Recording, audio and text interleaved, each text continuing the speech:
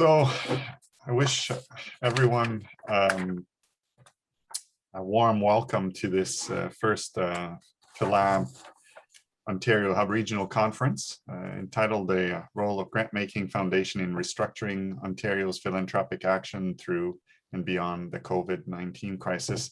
Before I move forward in this very brief introduction of the keynote speaker, and why we have such an event, I'd like to take a minute to do a land acknowledgement, an online land acknowledgement. I would like to begin to acknowledging the Indigenous people of all lands that we are on today.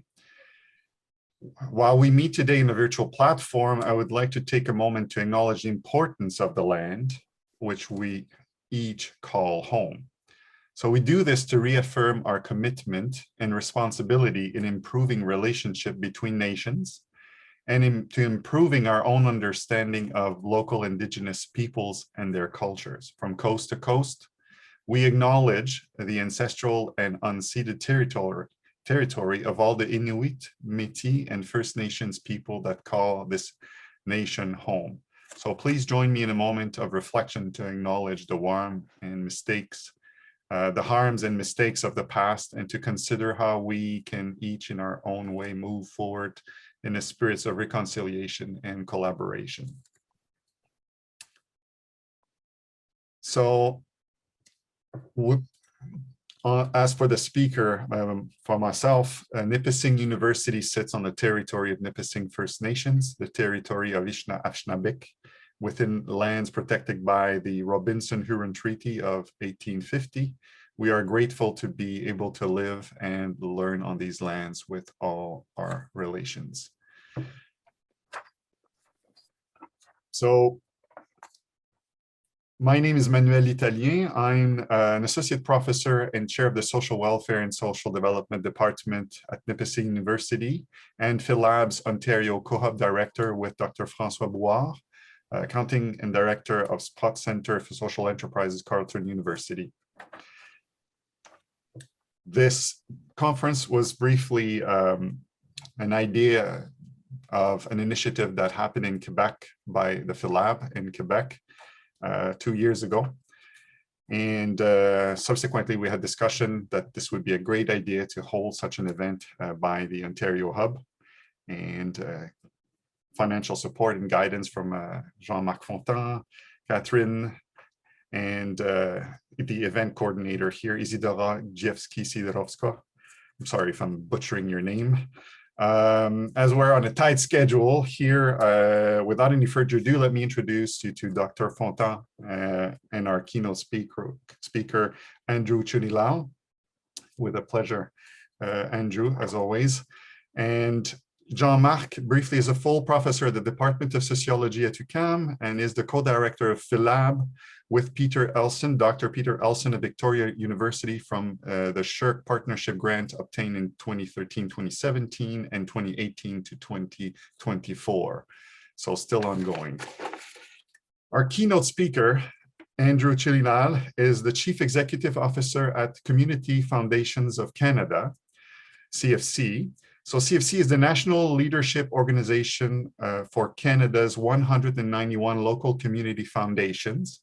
Mr. Chunilall is active in the nonprofit community for 15 years, serving on numerous boards, including Community Living London and Arts for AIDS International. In 2015, he was among 250 selected emerging leaders to participate in the Governor General's Canadian Leadership Conference. He recently joined the board of WINGS, the global network of grantmaker associations and philanthropic support organizations. He is working closely with the Community Foundations of Canada leadership team, board and foundations in Canada and abroad, to help the philanthropic sector transform, innovate, and meet the new challenges and opportunities of the 21st century. So I would like to now pass the flame to Jean-Marc. Merci beaucoup, Manuel. Thanks, Manuel. So I'm very pleased to be part of this first Ontario Regional Conference of the Ontario Hub. It's really a pleasure to be here. We do have range of conference that will be going on. Last week, it was one in Quebec, and there's going to be 2 other conferences, one in the West and the other one in the Atlantic. A few words on PhiLab. It's a national research partnership center specialized on grant making philanthropy. And we have the subvention from SSHRC, that's very important, but also a contribution from our partners. We have more than 30 partners from the grant making ecosystem, Canadian grant making ecosystem, and around maybe 70 researchers all around Canada, but also elsewhere in the world, United States, Latin America, Europe, Africa, and Australia. So I'm very pleased to be part of this conference that promise to be a success, and I hope that in the next year we will have more of this kind of events. So thank you very much for the invitation.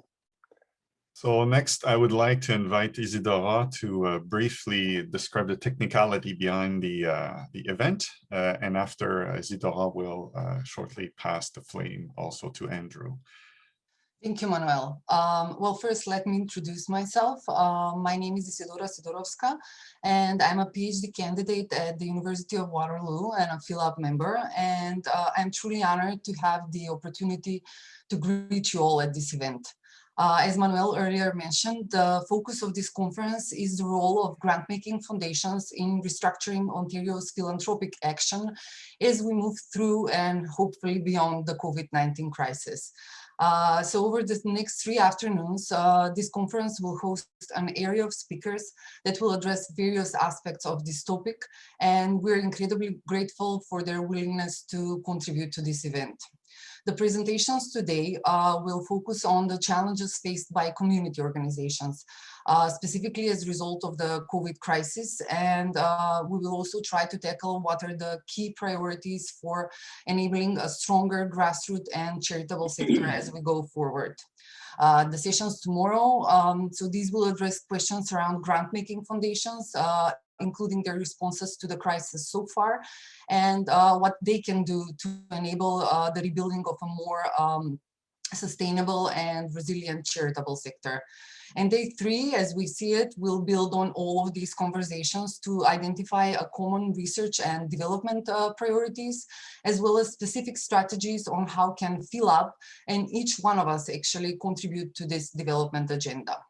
I also like to mention that we have 2 special sessions.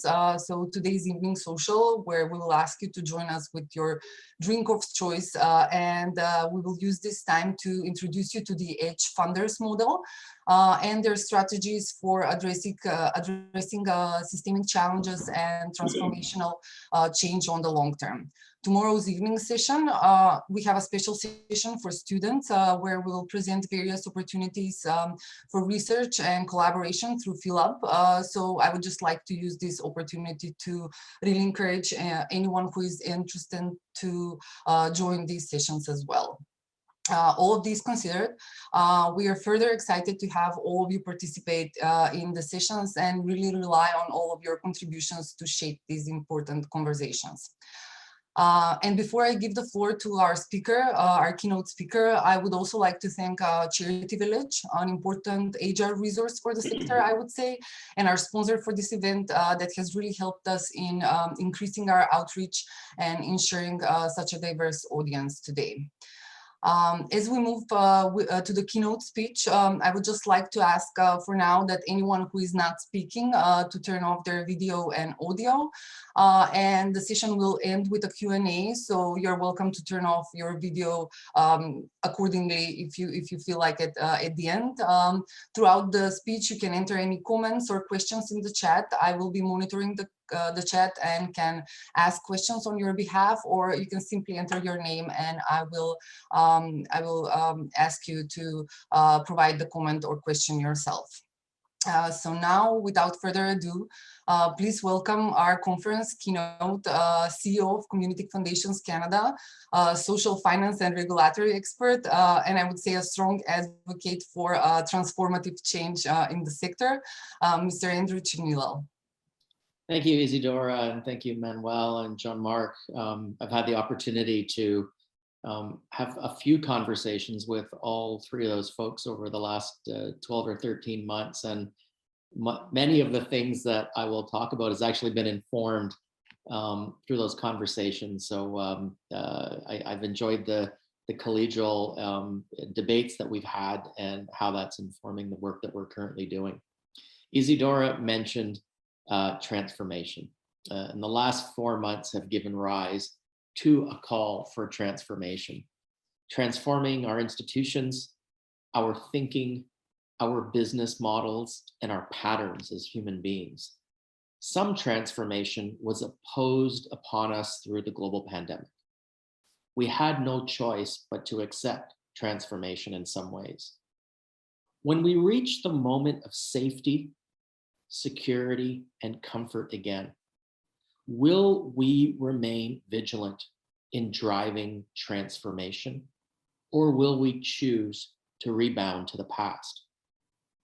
New language has been established, indicating transformation is here for the foreseeable future. Words and phrases such as build back better, just recovery, and inclusive economies.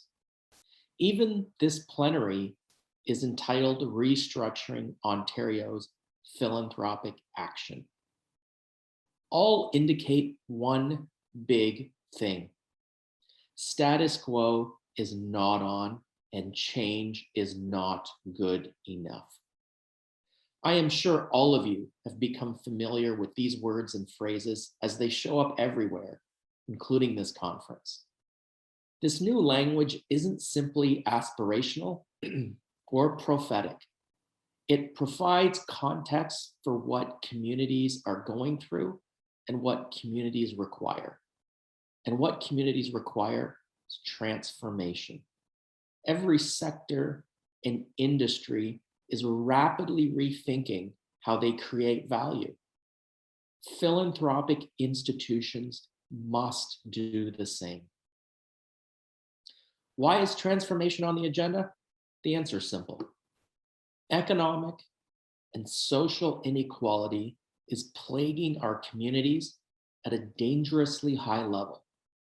And the existing way we coalesce philanthropic assets and granting will not meet the tests of a post-pandemic recovery.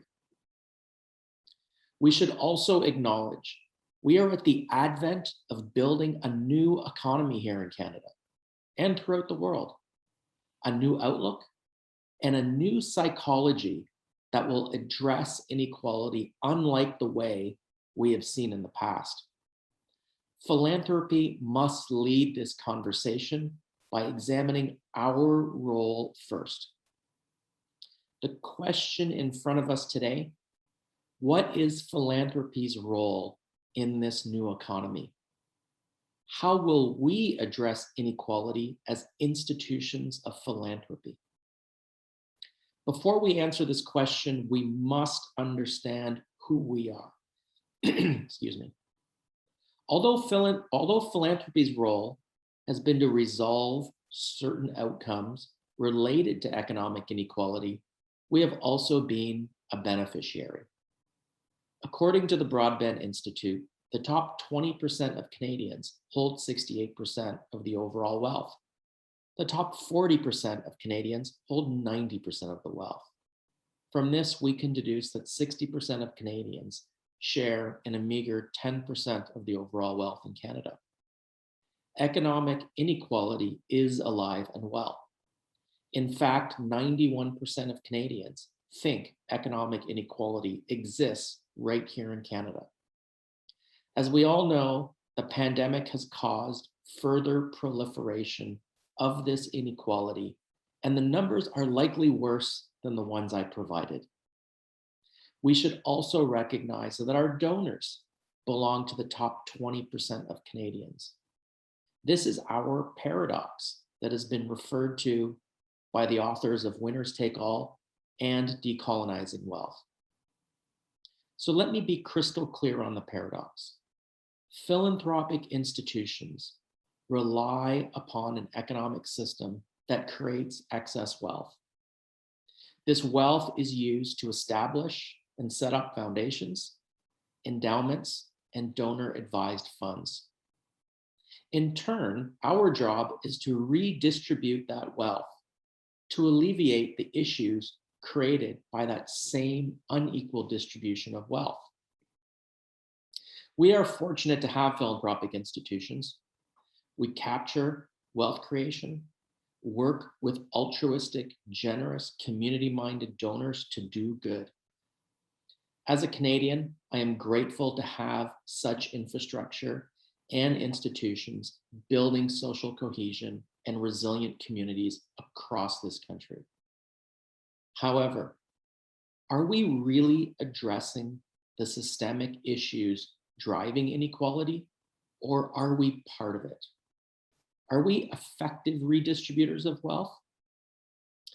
To help answer this question, I want to familiarize you with the term trickle-down economics, also known as supply-side economics.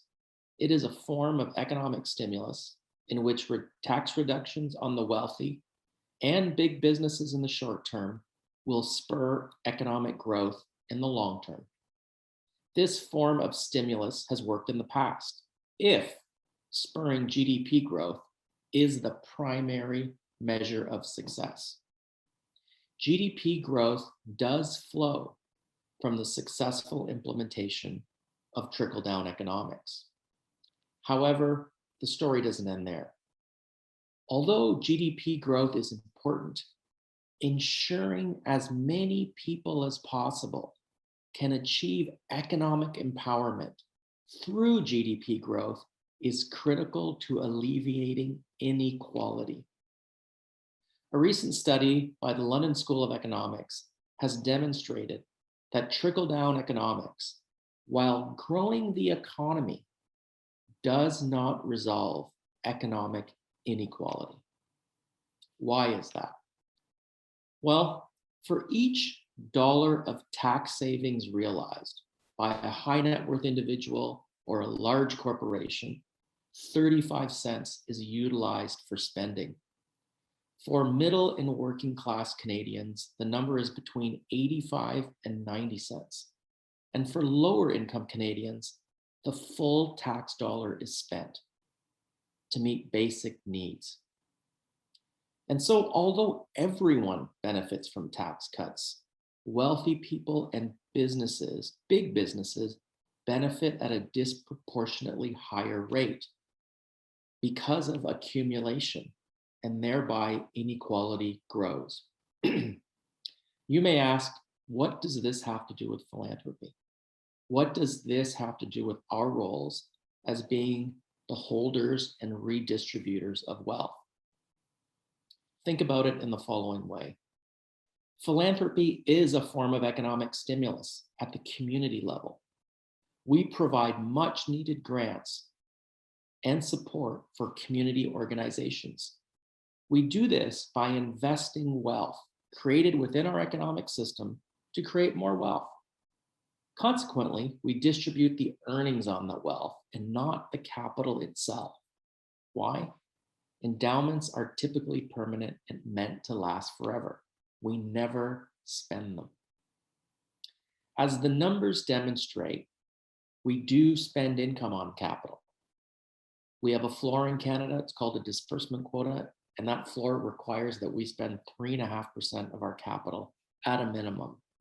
Many foundations, particularly community foundations, can spend up to 10% of capital depending on market returns. In my opinion, the business model of philanthropic organizations like endowments is trickle-down philanthropy. It's the corollary of trickle-down economics. Remember, in trickle-down economics, tax cuts for the wealthy resulted in 35 cents on the dollar being spent to stimulate the economy, meaning the wealthiest people were accumulating more capital than they were spending, and doing so at a higher rate than anyone else. Foundations follow a similar pattern. We build wealth each and every year through the growth of endowments and donor-advised funds. The growth is consequential to economic growth, which is supposed to be good for communities and society. However, if we never spend that wealth and only spend the investment income related to it, the obvious question is, are we resolving inequality, or are we perpetuating it naturally through our business models? Is it equitable? Is it just? Or is it sustainable for wealth to accumulate in the hands of philanthropic institutions? The answer to that question will truly define us going forward. A critical outcome of economic growth is wealth. Wealth is empowering and uplifting. However, wealth must be deployed strategically and at a rate much higher than 3.5% to be truly empowering and uplifting. If we are serious about tackling inequality, we must rethink this notion of permanent endowments and disbursement quotas as low as 3.5%. To help us think about permanency and disbursement quota, let's examine our relationship with capital. Private and public foundations, family offices, investors, wealthy individuals, we all have a relationship with capital. Often, we value preserving capital. After all, it has taken a lot of effort, sweat, and generations to accumulate it. We have taken risks to acquire capital. Capital is empowering. It provides security, certainty, and safety. Capital feeds our sense of well-being. In fact, our economic system is centered around the acquisition and deployment of that very capital. Our ability to innovate and create new products and services hinges on capital.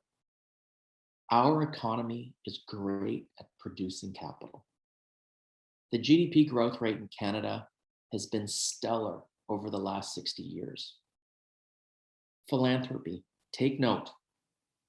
The challenges we face are not centered on the system producing capital. It's on the system distributing capital. Thomas Piketty is the author of the book Capital in the 21st Century. Let me bring you into one of his contentions. Piketty contends that capital tends to grow over time at a faster rate than the overall economy. Let me repeat that. Capital grows faster than the economy. In simpler terms, those who hold capital accumulate more capital at a faster rate than those who simply generate income from employment. In the charitable sector, funders, foundations build capital at a faster rate than frontline operating charities can build sustainability through annual sources of funding. This is a powerful force and relationship, which is increasing inequality, both in society, but also in the charitable sector. I would ask you to consider the truth of Piketty's contention in the Canadian context. The last 14 months has proliferated this very pattern. We have heard about the K-curve recovery. Canadians who held financial capital in the last 14 months have increased the amount of capital they have at dramatic rates in a very short period of time. At the same time, the incomes of the bottom 60% of the population have decreased or remain the same. Capital and income do not share the same growth pattern. We have all experienced this. Canadians are watching as real estate prices soar. All the major stock indices bottomed out last March and rebounded with vigor in the last 14 months. As I mentioned earlier, economic inequality is alive and well. Those with capital are doing well, and those without it continue to suffer. Rising economic and social inequality threatens social cohesion and our peaceful democracy. So here we are. Many of us capital holders. Some of us have personal wealth. Others oversee institutional or family wealth. And many manage and direct over philanthropic wealth.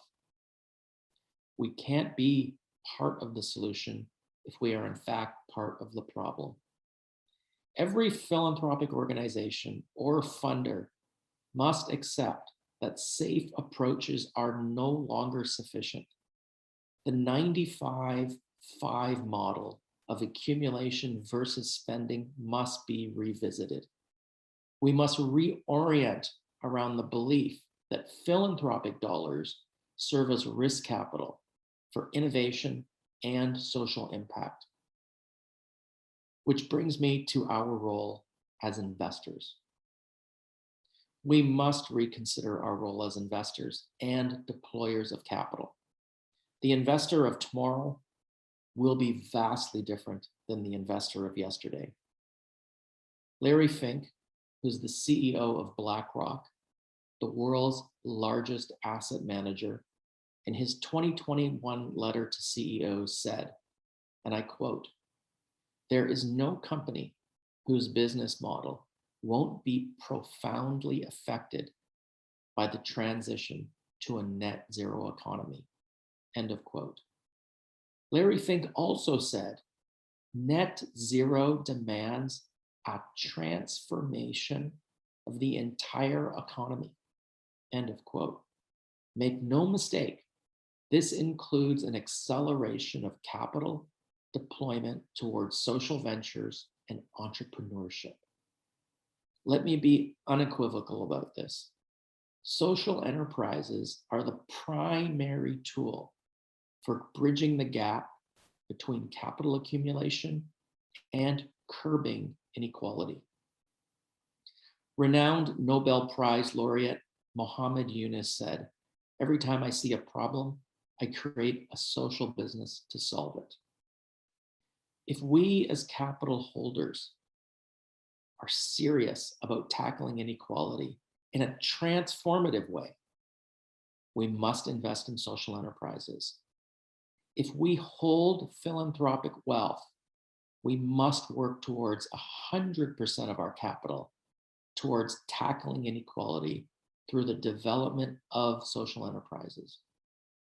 Granting 3.5%, even granting 8%, while investing in traditional capital markets is doomed to repeat the patterns of the past. Of course, if we want different outcomes, if we want transformation, sometimes we need different decision makers. Earlier on, I talked about understanding philanthropy's history and where we have come from, so we can understand exactly the things we want to transform. Trickle-down philanthropy is only part of the problem. It's a business model challenge and a technical one at that. However, our history goes beyond transactions and business models. We have cultural issues too. If we want transformation, we need new, younger, and much more diverse leaders and governors. We need people who are not invested in the models and the practices of the past. We also need to acknowledge the existence of institutional and systemic racism in the philanthropic sector. Last December, the Foundation for Black Communities released a report entitled Unfunded. In this report, of the philanthropic institutions evaluated, 0.7% of total grants were made to Black serving organizations, while 0.07% of grants were made to Black-led organizations. At the same time, Black Canadians represent just over 3.5% of the Canadian population. From the report, we can see how the current ecosystem of Canadian foundations has failed to address the needs of Black people in Canada. Our work with the Indigenous Peoples Resilience Fund would indicate the exact same pattern with Indigenous communities throughout Canada. 2 months ago, a Statistics Canada survey created in collaboration with sector representatives found that immigrants and racialized people are underrepresented on the governing boards of charities and nonprofits in Canada. Keep in mind that as a country, by 2036, more than 50% of Canadians will be people of color. In some urban areas, the scale has already tipped. As a sector, we have work to do. Philanthropic institutions do not reflect the diversity of the communities they serve by way of their senior leadership or governance. The culture and representation of a diverse leadership group in this sector absolutely makes a difference. Let me give you a real life example. As I mentioned, the Foundation for Black Canadians commissioned a report called Unfunded. As a call to action, they requested philanthropic institutions across Canada to transfer an amount of 3.5% of the value of their respective endowments to reflect the current portion of Black Canadians in Canada. To date, 2 private philanthropic foundations responded to that request and have answered the call to transfer 3.5%. Those 2 foundations are the InSpirit Foundation and the Laidlaw Foundation, 2 organizations led by leaders of color. Leaders of color will make a difference in our sector. Diversity is a requirement for business model and cultural transformation. Now, let's talk about one of the most disruptive generations we've seen in a long time.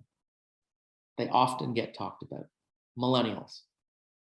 This group was born between 1981 and 1996. They are between the ages of 25 and 40 years of age. Some quick facts about millennials that have come out just in recent days. 43% of millennials engage in impact investing, compared to 12% of boomers. A 2019 Morgan Stanley survey showed that 95% of millennials backed sustainable investing, compared to 85% of all investors. A study by Alliance noted 64% of millennials made investment choices based on values, compared to 42% of boomers. A report from US Trust noted that 76% of millennials consider impact when investing, compared to 29% of boomers. I can go on, but you get the picture. This pattern signals a generational collision in attitudes. Charitable giving has become charitable living for this next generation of Canadians. This attitude shift suggests that millennials have less tunnel vision when talking about finance, politics, and social issues. Instead, their sense of the economy is interconnected, not at least because they do not treat an issue like the environment as a mere externality to an economic model. Clearly, philanthropic models represent the approaches of a generation dwindling. William Bridges is an author and leading expert on transformation. Bridges juxtaposes change and transformation as follows. Change is situational. Transformation, on the other hand, is psychological. Without transformation, a change is just a rearrangement of the furniture. Unless transformation happens, the change won't work. The sector, its leaders, and governors need to stop rearranging the furniture. We must strive for transformation. Incremental changes will not serve us in the 21st century. A just and equitable recovery demands it from us. Many leaders and governors will resist these changes or find them uncomfortable. If so, it's time to invite others to lead and govern in this new economy. We cannot continue to be held back by incrementalism in the sector. We need bold, intentional, and courageous leaders. Nothing else will do. The resiliency of Canadian communities depends upon it. Philanthropic organizations are used to addressing community issues that exist beyond its institutional borders. Are we able to effectively address the issues that exist within it? Trickle-down philanthropy, racism, diversity, inclusion, our responsibilities as investors, transition to a net zero economy is only the beginning. We need more than imagination. We need action. Thank you. Back to you, Isidora.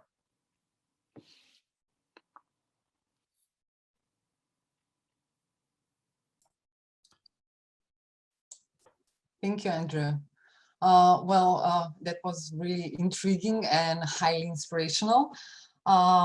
Yes, at this point, I would just like to invite, okay, we have a first question, but I would just like to invite everyone to either place their questions or comments in the chat or just their name, and I can ask them to come forward. So this one is from Jean-Marc Fontan. Making the change between liberal enterprise to social enterprise, having more diversity in governance structure of power, making more place for millennium people. These are certainly the elements for a radical transformation. But don't we also need a profound cultural change, a new narrative or a new culture or a new set of cultural settings?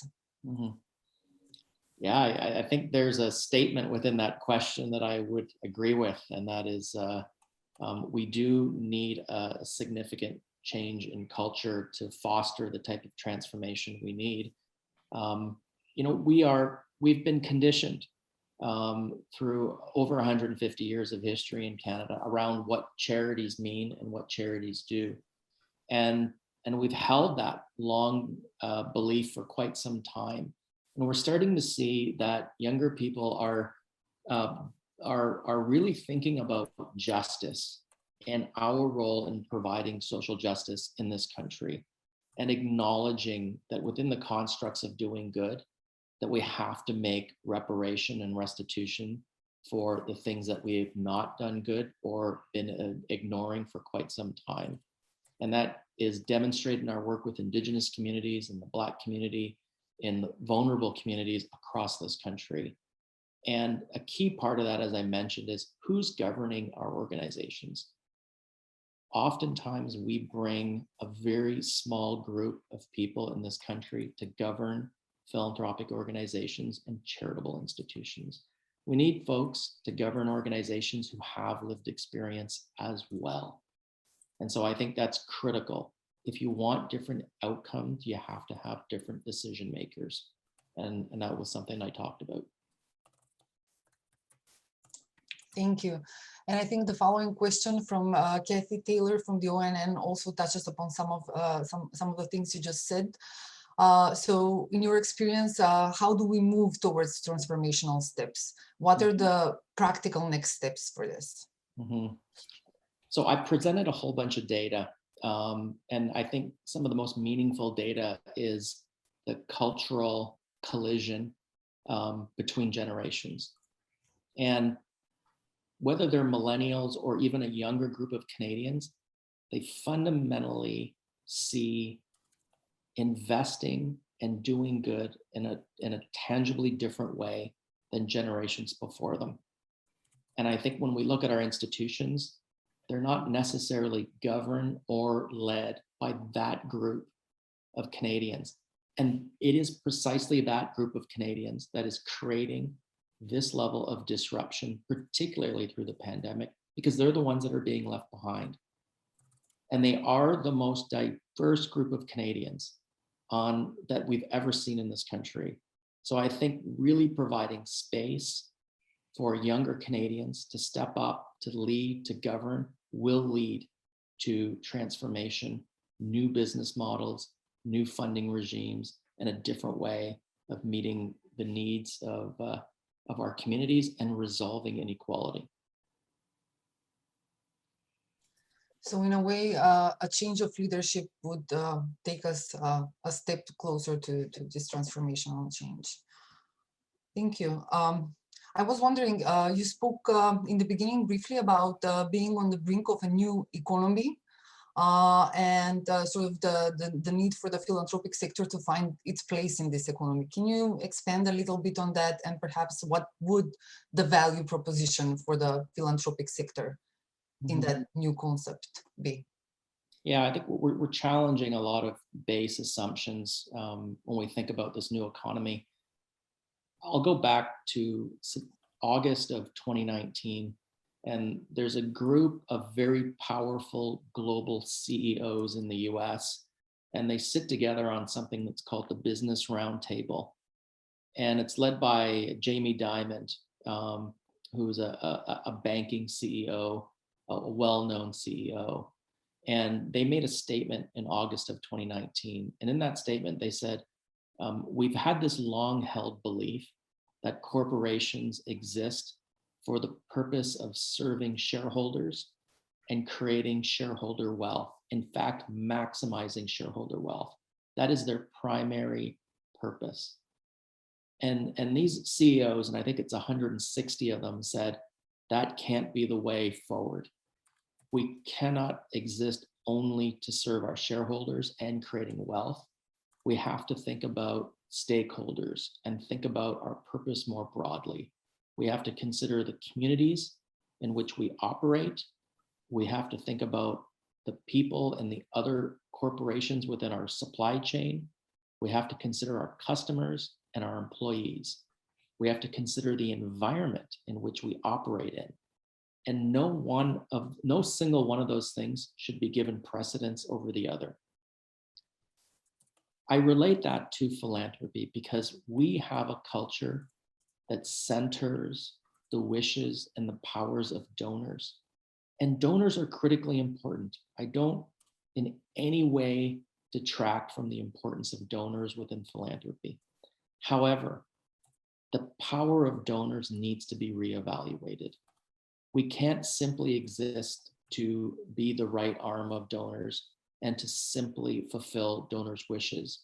We have to be a better facilitator of ensuring that the resources that are given to us from the donors are really addressing the priorities in the community, and that those decisions are made by the community, not a single donor. I think we have to look at structures like donor advised funds, and we have to clear up misconceptions about what a donor advised fund is supposed to do and what it actually does. And I think these are critical pieces. These are critical assumptions that we need to have conversations about that will ultimately change how we operate. We also have this long-held belief that endowments and the permanency around those endowments is sacred. And I talked about this in the keynote. Capital is important. It is uplifting, it is empowering, and capital benefits society. We know that. However, when capital is held among a small group, whether it's wealthy individuals or wealthy foundations, that exacerbates inequality and creates polarization and tension in community. And we have to think about sharing our capital, much in the same way that the Laidlaw Foundation and the Inspirit Foundation have done in transferring capital, not granting money, although they have given granted money, but they transferred their capital to underfunded communities, including the Black community and the Indigenous community. That is a new way of doing business. It's an innovative way of doing business, and it's truly transformative. When foundations think about capital and this concept of sharing it so that others can be uplifted, empowered, and self-determining, then we know we are reaching transformation. Then we know we are using capital in a really responsible way. Thank you. And I think we have also a question that perhaps takes this a bit in a more specific.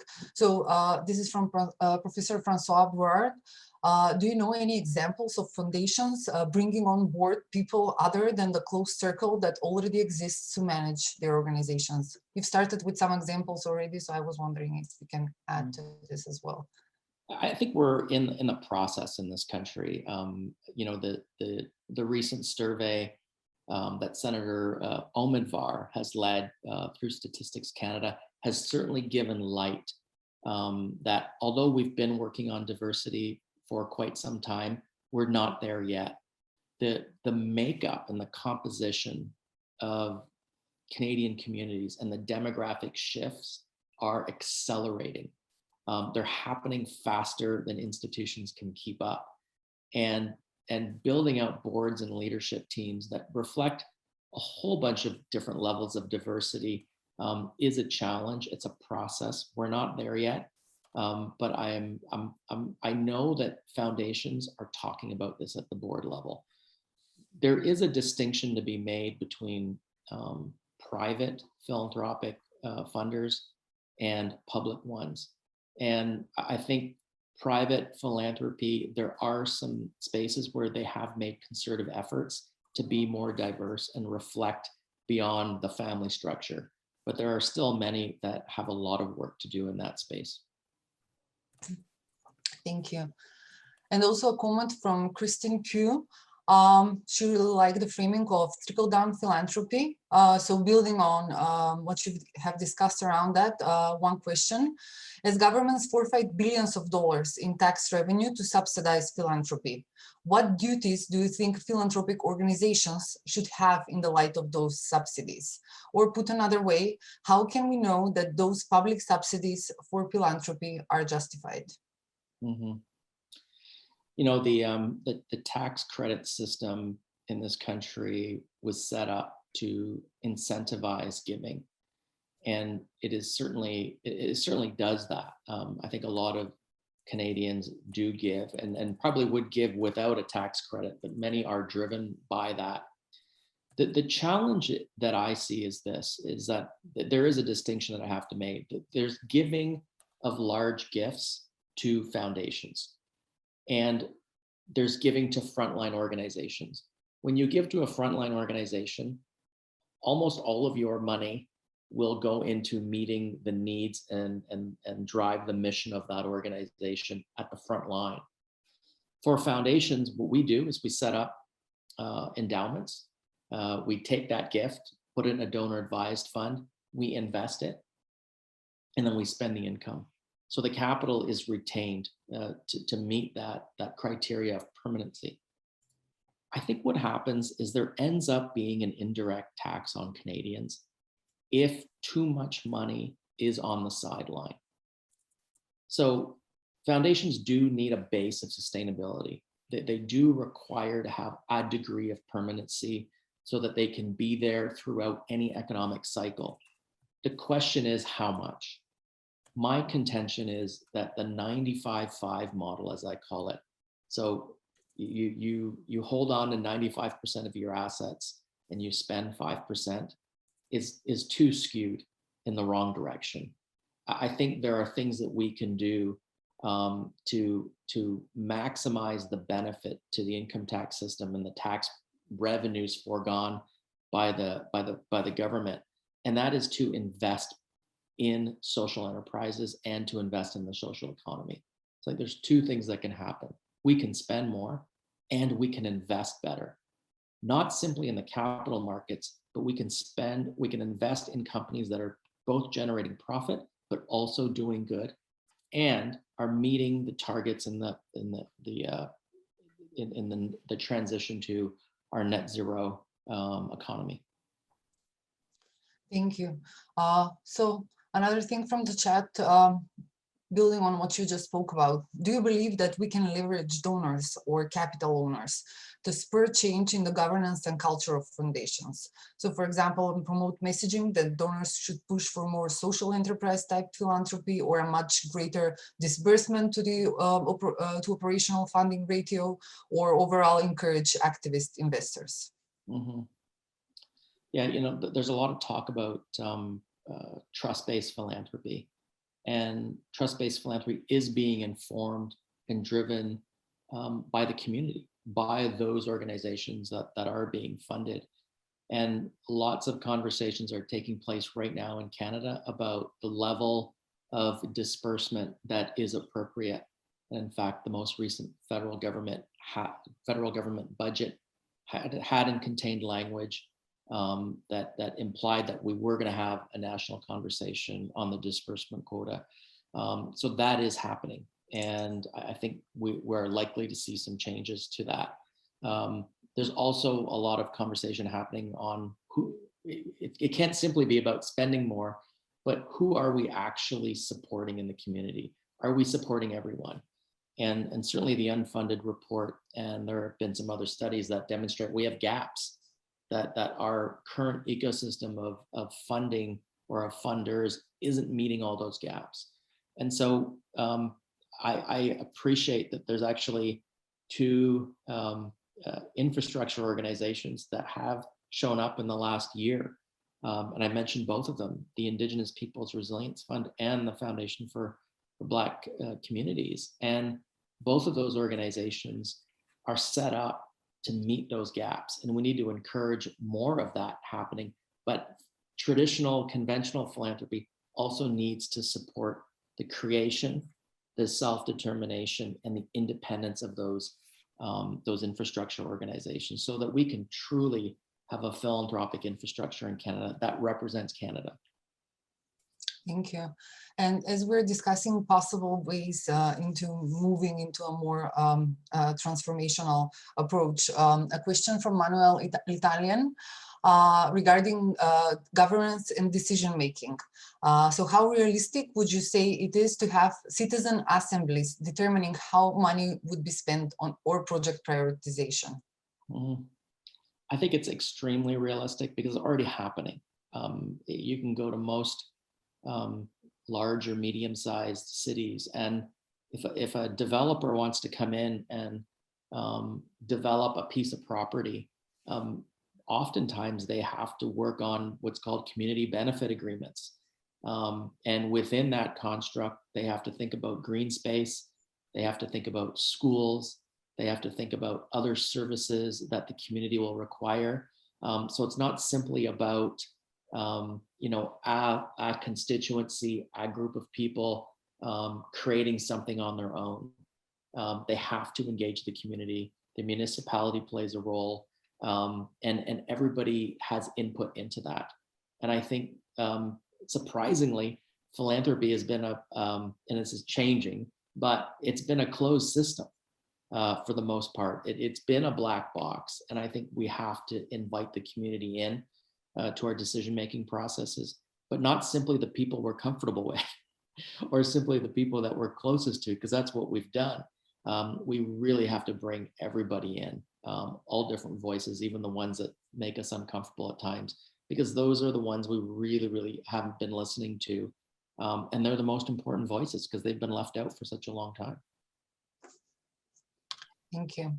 And I just realized I sort of missed on something as you were earlier talking about the 595 model of philanthropy. So according to you, what would be a good ratio then, as opposed to the 595? I don't think there's a binary answer to that, because in part, the size of the organization and the size of the endowment will play a meaningful role in that. Smaller foundations, you can have a foundation that's $10 million. And their ability to grant based on the type of investment products that they can get into will be constrained. But if you've got a foundation with $1 billion, very different. So those are two very different organizations with different business models that are driven by scale. And so scale will inform the answer on that. And we might have to stratify foundations and have differing levels based on scale. The other thing is that certain foundations, they're not growing in assets. Private ones usually receive 1 or 2 gifts from the family, and then their asset base is their asset base. So their ability to grant will be primarily dictated by investment returns and their prospects on future investment returns. Whereas public foundations, like the ones that I represent, they are growing their asset base every year. They are adding new capital every year to their endowment.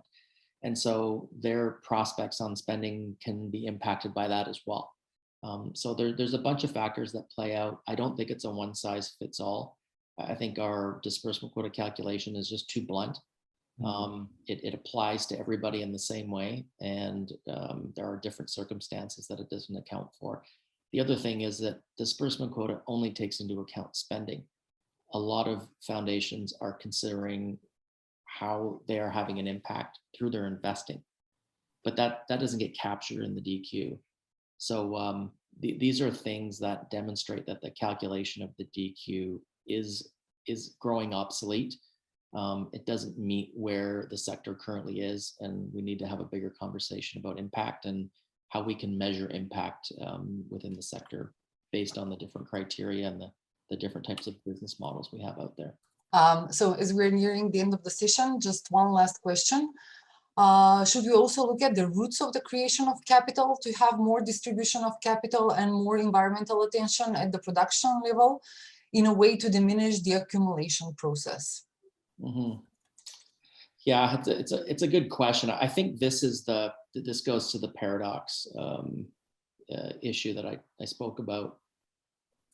You know, the Gini coefficient in Canada, which measures the distribution of income or wealth, typically is somewhere between 30 and 40.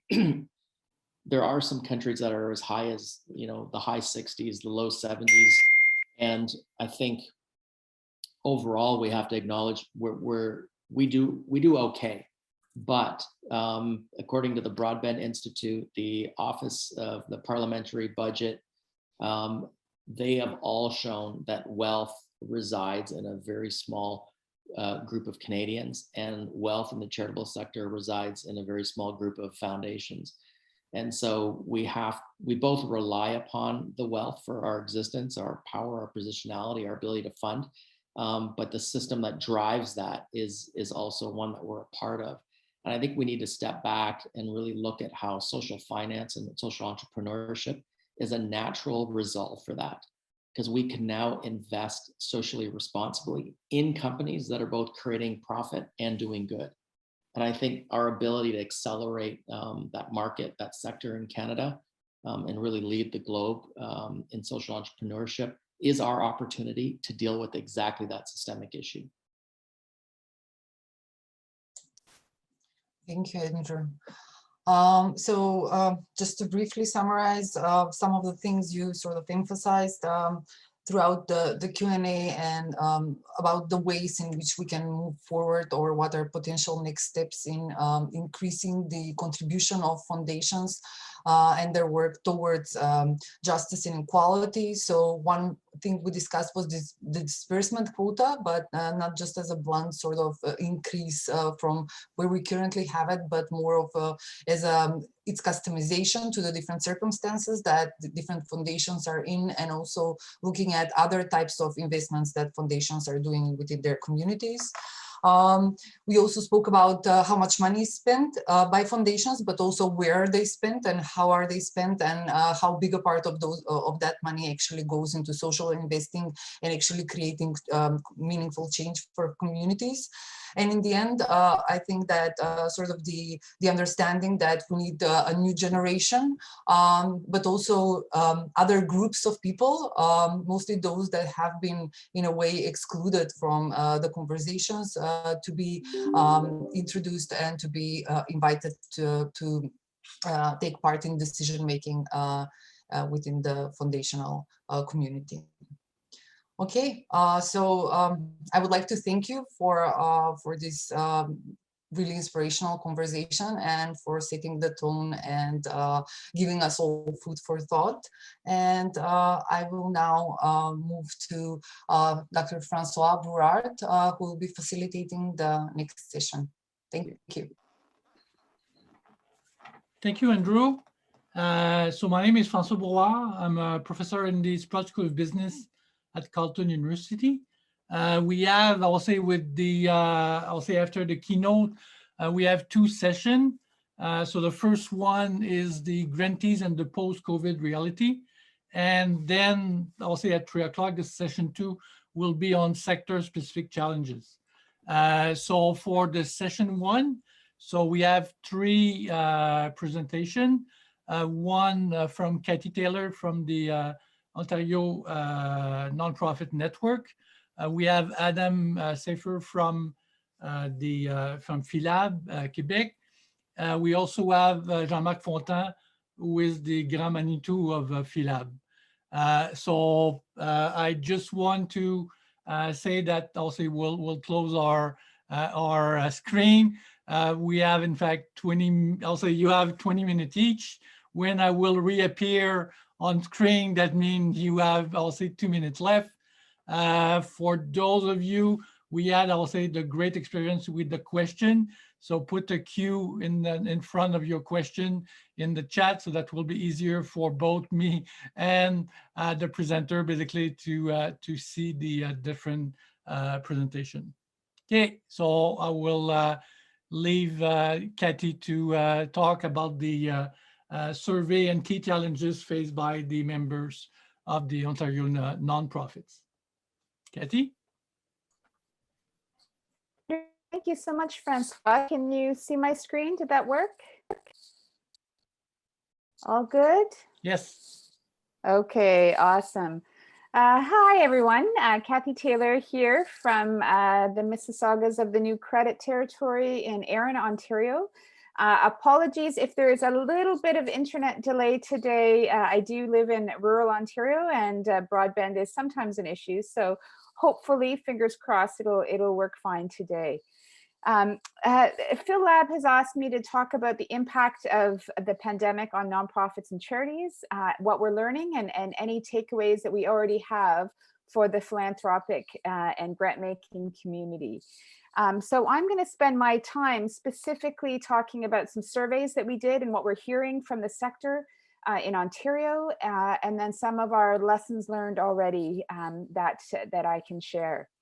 So first of all, for those new to ONN, we're the independent network for over 58,000 nonprofits and charities in Ontario, and our focus is policy advocacy and services to help the sector thrive here in Ontario. And just a bit of context about the numbers as I talk about the impact of the pandemic. In our sector, we have employ 1 million people in Ontario, more than the mining and automotive industries in Ontario, 80% of whom are women. And this is a particular important note as we talk about the pandemic impact. Our latest numbers are that our sector contributes 50 billion in economic impact and engages 5 million volunteers. And half of that, our sector, half of those 58,000 nonprofits are completely volunteer driven. So our service clubs, small arts or sports organizations, community groups, and neighborhood centers. Another important piece about the context of our sector is that our compensation levels are typically lower than the national average. We do have some new information from Stats Canada that we haven't quite figured out yet the Ontario picture, but it looks like we're still lower than average in terms of compensation. And one important myth that we continue to bust, which I think is also relevant for the pandemic recovery, is that the nonprofit sector in Ontario receives less than half of its revenue from all 3 levels of government combined: municipal, provincial, and federal. And lots of folks think that nonprofits and charities get all their funding from governments, and we always have our hand out to government. And in fact, that's not the case. That's not the case at all. And that also impacts our ability to recover from the pandemic. So, you know, early on, back in March of 2020, we knew early on that the pandemic was going to have an impact on nonprofits and charities. But we had no idea, as you all know, how long, what the duration of the pandemic would be, and how it would impact across the different types of organizations in our sector. So in March of 2020, we actually did what we called a flash survey the last week of March. So literally 3 weeks into the pandemic, just to have a baseline of how organizations, what was on their mind, how they were doing, what they were worried about, what the impact had been so far. And again, if you recall back, I found an email I sent to my colleagues at that time that said, you know, we're closing the office as of March 11th, and we look forward to reopening on April 4th. So we all thought, this was only going to be a 3 or 4 week adventure. And of course, we're not back in the office yet. So it's been a 14-month adventure so far. But that early survey was really helpful to us because it showcased what some of the trends and issues for us to follow throughout the last year and a bit. So already by March of 2020, by the end of March, this survey was a crowdsourced survey, a rolling survey. We had 500 organizations respond, fairly representative sample from across the subsectors. 75% had already felt an impact from reduced fundraising, from canceling events and fundraising events and reduced fundraising from donors where there was uncertainty about where the pandemic was going. 1 in 5 closed their doors and did not provide any services at all already by the end of March. Over a third laid off staff even within that first 3 weeks or reduced staff hours because they were uncertain about the future. And a few other tidbits that we learned from this survey, and this is all on our website, it's publicly available, and I can put the link in the chat. But at that point, we were calling it a triple threat, that nonprofits and charities were facing the triple threat of revenue loss, operational challenges, and human resource challenges. So half of the organizations we surveyed had less than 3 months reserved, so could not sustain themselves beyond 3 months. 40% were also seeing an increase in the demand for services. So at the same time that they had less revenue, less staff, the demand for services was going up.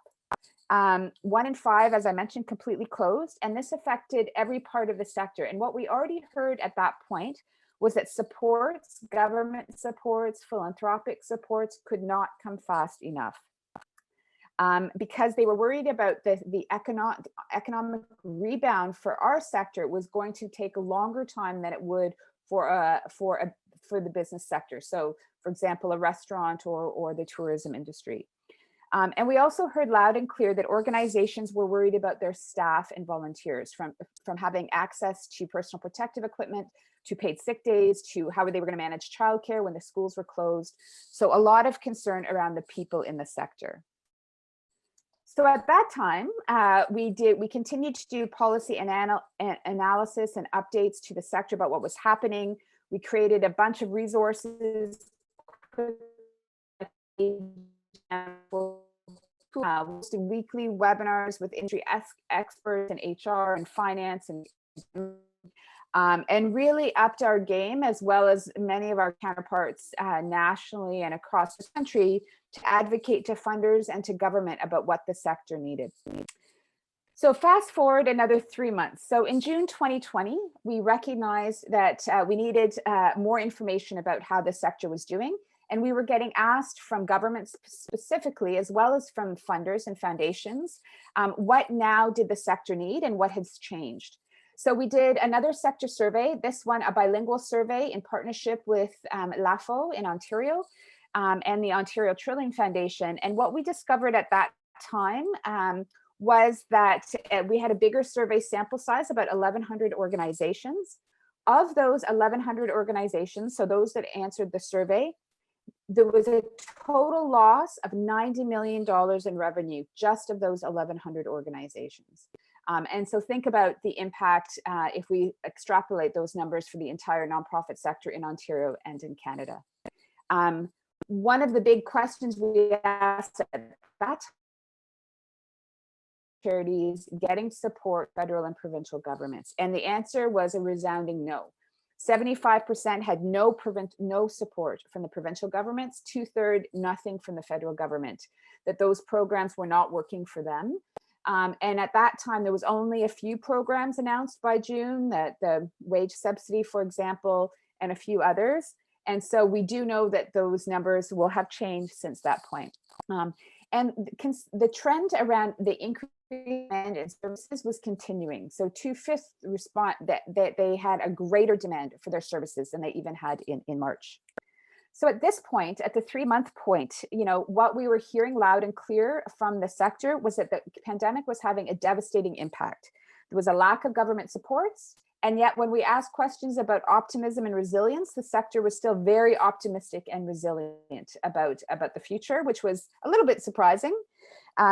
1 in 5 at that time said that they were expecting to close their doors permanently. That's 20%. And if you think of 20% of nonprofits and charities in Ontario, that's 10,000 organizations. So we were incredibly concerned about that number. And 23% expected their situation to get worse. And that amount was higher for arts organizations and sports organizations, where about 40% expected the situation to get worse in the next year. By that time, by June, a third had fully laid off staff, 60% had experienced dramatic revenue losses, and 35%, over a third, had used up all of their reserves. And one of the big findings that I really found uncomfortable was that 10% of nonprofit and charity leaders were using their own money to pay the staff and keep the organization afloat because they felt they had nowhere to go, they weren't able to get lines of credit or any other additional supports. And as I mentioned, the government support was inadequate.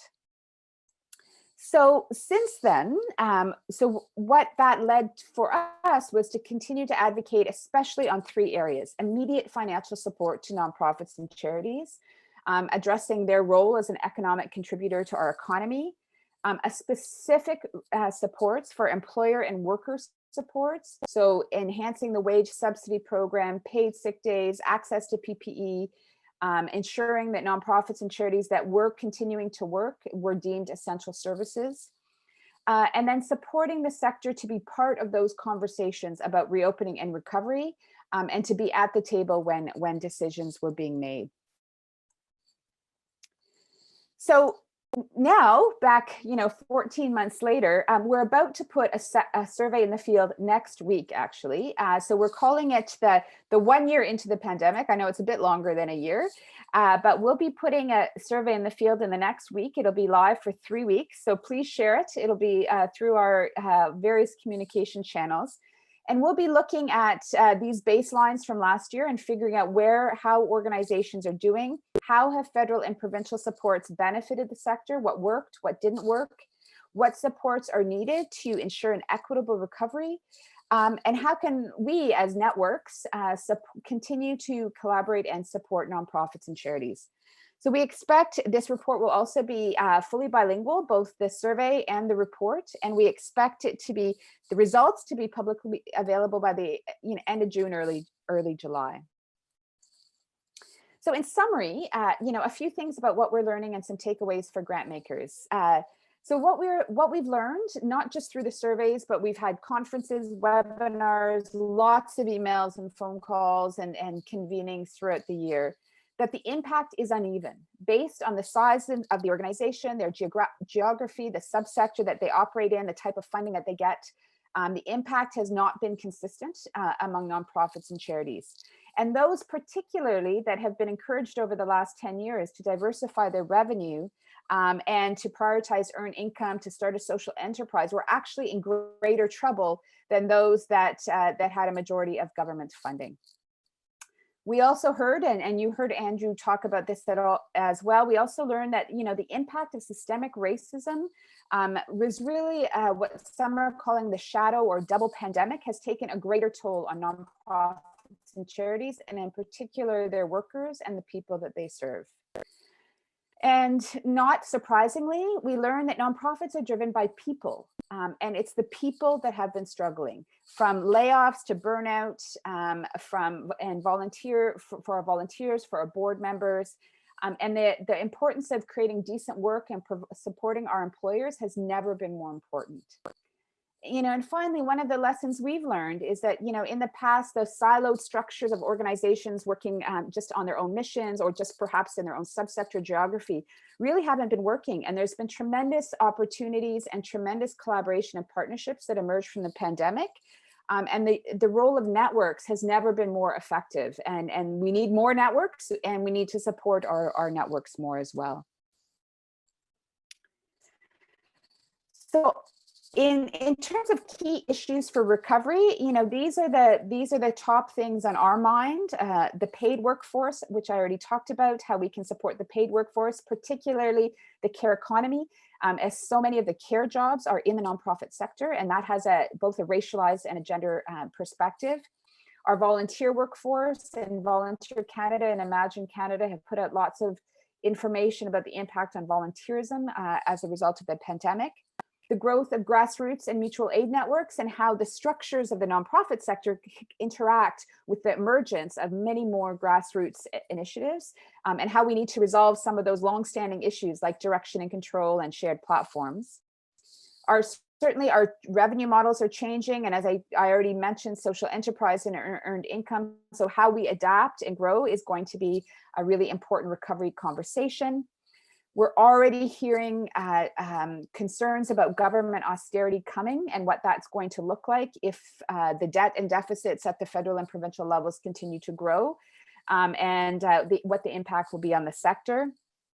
Obviously, we're always paying attention to the modernization of our regulatory environment, and there's lots of chatter about modernizing our environment at the federal level, and that, quite frankly, can't come soon enough. I already mentioned how we can sustain the collaborations and partnerships that have developed through the pandemic is a key issue for our recovery. And finally, around technology, many organizations were not prepared to either work remotely as a staff team or provide programs and services remotely. And that has been a big gap that our sector needs to address. And I'm just going to wrap up with a few takeaways, I think, from our perspective for the philanthropic and grant-making sector. We certainly learned loud and clear that flexibility and adaptability is possible. So all of those times that grant makers and funders and government told us that there's no flexibility, I think we learned that it is possible. So we'd encourage you to keep being as flexible as you can. We learned that it is possible also to ease the administrative burden in terms of application processes and time between checks and reports required. And so again, there are ways to be accountable for money and for programs and projects, while at the same time easing the administrative burden. Another lesson we learned, that it really is all about relationships and trust building. Having a relationship with your funder, with your grant, between funders and grantees is so important in terms of the recovery and how we move forward, and to be able to have those honest conversations about where you need support. Absolutely, we learned that reserves are critically important. So any funder or grant maker that had a policy of only allowing 3 months reserves needs to throw that out the window if they haven't already, and consider how they will support organizations that actually contribute to reserves, as well as the importance of general operating support, which allows organizations then to pivot if they need to be able to provide to buy laptops, for example, in a crisis. And my final comments, and I see I'm at the last couple minutes, that decent work funding is needed. Funders have an incredibly important role to play to ensure that nonprofits and charities are supporting their staff. You need to ask more questions about benefits and pensions and paid sick days. You need to be able to think about your long-term support for organizations versus short-term projects. And figure out, because it is the people that do the work in our sector. We've heard this before, but if you've been saving for a rainy day, it is still torrential out there, and organizations are struggling to survive, and we need as much support as possible. We've learned, and a takeaway, I think, for the grant making and philanthropic community is to center racial and cultural equity, not just for your own organization, but how with your grantees, and help them and raise your expectations, and also diversify the people that you fund. And Andrew, of course, mentioned this specifically in terms of Black-led organizations. They use your voice to advocate for the sector. Foundation Philanthropy has a strong voice to play as advocates. And we need your help. We can't do this alone. There's an opportunity to reinvent and recreate at this time, and we need your support to do that. So those are just some of the takeaways that we have experienced and heard about, and we look forward to sharing another survey with you in the very near future. Thanks, Francois. Thank you, Cathy, for the excellent presentation. There's a lot of information. I'm sure, in fact, in the question period that will follow, Jean-Marc, there will be a bunch of questions on all of it. So now I will invite Adam Saifer. Adam is with the PhiLab, and he will talk about the qualitative study of challenges faced by community organization, and especially also diversity and equity of nonprofit. Okay, so as Francois mentioned, I'm going to be talking about a qualitative study I did last summer on the experiences of equity-focused grantees during the first few months of the pandemic. So sort of to set the stage, so as we know, in the summer of 2020, conversations around social and economic injustice were reaching an inflection point in the Canadian philanthropic sector. COVID-19 was both revealing and intensifying deep-rooted racial, gender, and class disparities in Canadian society. Likewise, grassroots movements against anti-Black racism, racial injustice, and police brutality were holding powerful institutions to account for these inequities. At the same time, philanthropic funders are being challenged by practitioners and community stakeholders to re-examine where their financial assets were coming from, where they ended up, as well as who exactly was being tasked with making these sorts of decisions. Since then, we've heard a lot from and about philanthropic funders regarding some of the ways that the sector has responded to the crisis. This includes, among other things, increasing grant-making expenditure and loosening restrictions on how grants can be spent. However, often missing from these critical conversations were and continue to be the qualitative experiences and perspectives of grantee organizations during the pandemic. And I'll say specifically the grantee organizations doing equity-based work on the front lines with the communities that were most impacted by the pandemic. So I spent the summer of 2020 conducting interviews with leaders from 30 equity-focused grantee organizations in Montreal and Toronto in order to learn how their organizations were experiencing and responding to the COVID-19 pandemic. These interviews are part of a larger qualitative study that I'd be happy to talk about in the Q&A as well, looking at how equity-focused grantees understand, experience, and navigate the implementation of DEI approaches at the funder level. When I use the term equity-focused grantee, it's not a fixed term. It's sort of a loose term that I'm using to refer to organizations that grantees that engage in some form of progressive social change or political advocacy work, in addition to the kinds of direct service work that we more typically see within the sector. These organizations, the ones that I spoke with, varied in terms of their focus, including focusing on refugee claimant rights, anti-Black racism, LGBTQ youth homelessness, criminal justice reform, just to name a few. And it's also important to reiterate again that these grantees work almost exclusively with racialized, Indigenous, LGBTQ, and poor and working class communities. So in other words, the communities most impacted by the COVID-19 pandemic in Canada. So that's the background. Today, I'm going to be talking about just a few of the key findings from this sort of snapshot in time research. Okay. So COVID-19's disproportionate impact on marginalized communities forced many equity-focused grantees to reevaluate their organization's priorities. Stacey Kelly, who's the director of philanthropy at the 519, which for those of you who don't know is likely Toronto's largest LGBTQ advocacy organization, he paints a clear picture of this process. Quote, "The 519 that existed on March 14th doesn't exist anymore. We have completely reorganized our organization. With very few exceptions, like myself, the role you had doesn't exist anymore. You are now an essential services worker, and we're doing essential services 7 days a week. That's all we do. Everyone has been completely retrained, and it's 7 days a week. Meals, clothing, harm reduction, counseling. Because the 519 is a well-funded organization, they have roughly $6.5 million in annual revenue, and they have a sizable staff of around 50 full-time paid staff.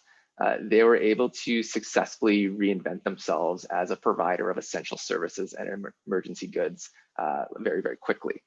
Now, of course, most equity-focused grantees don't have the same access to resources and staff capacity as an organization like the 519.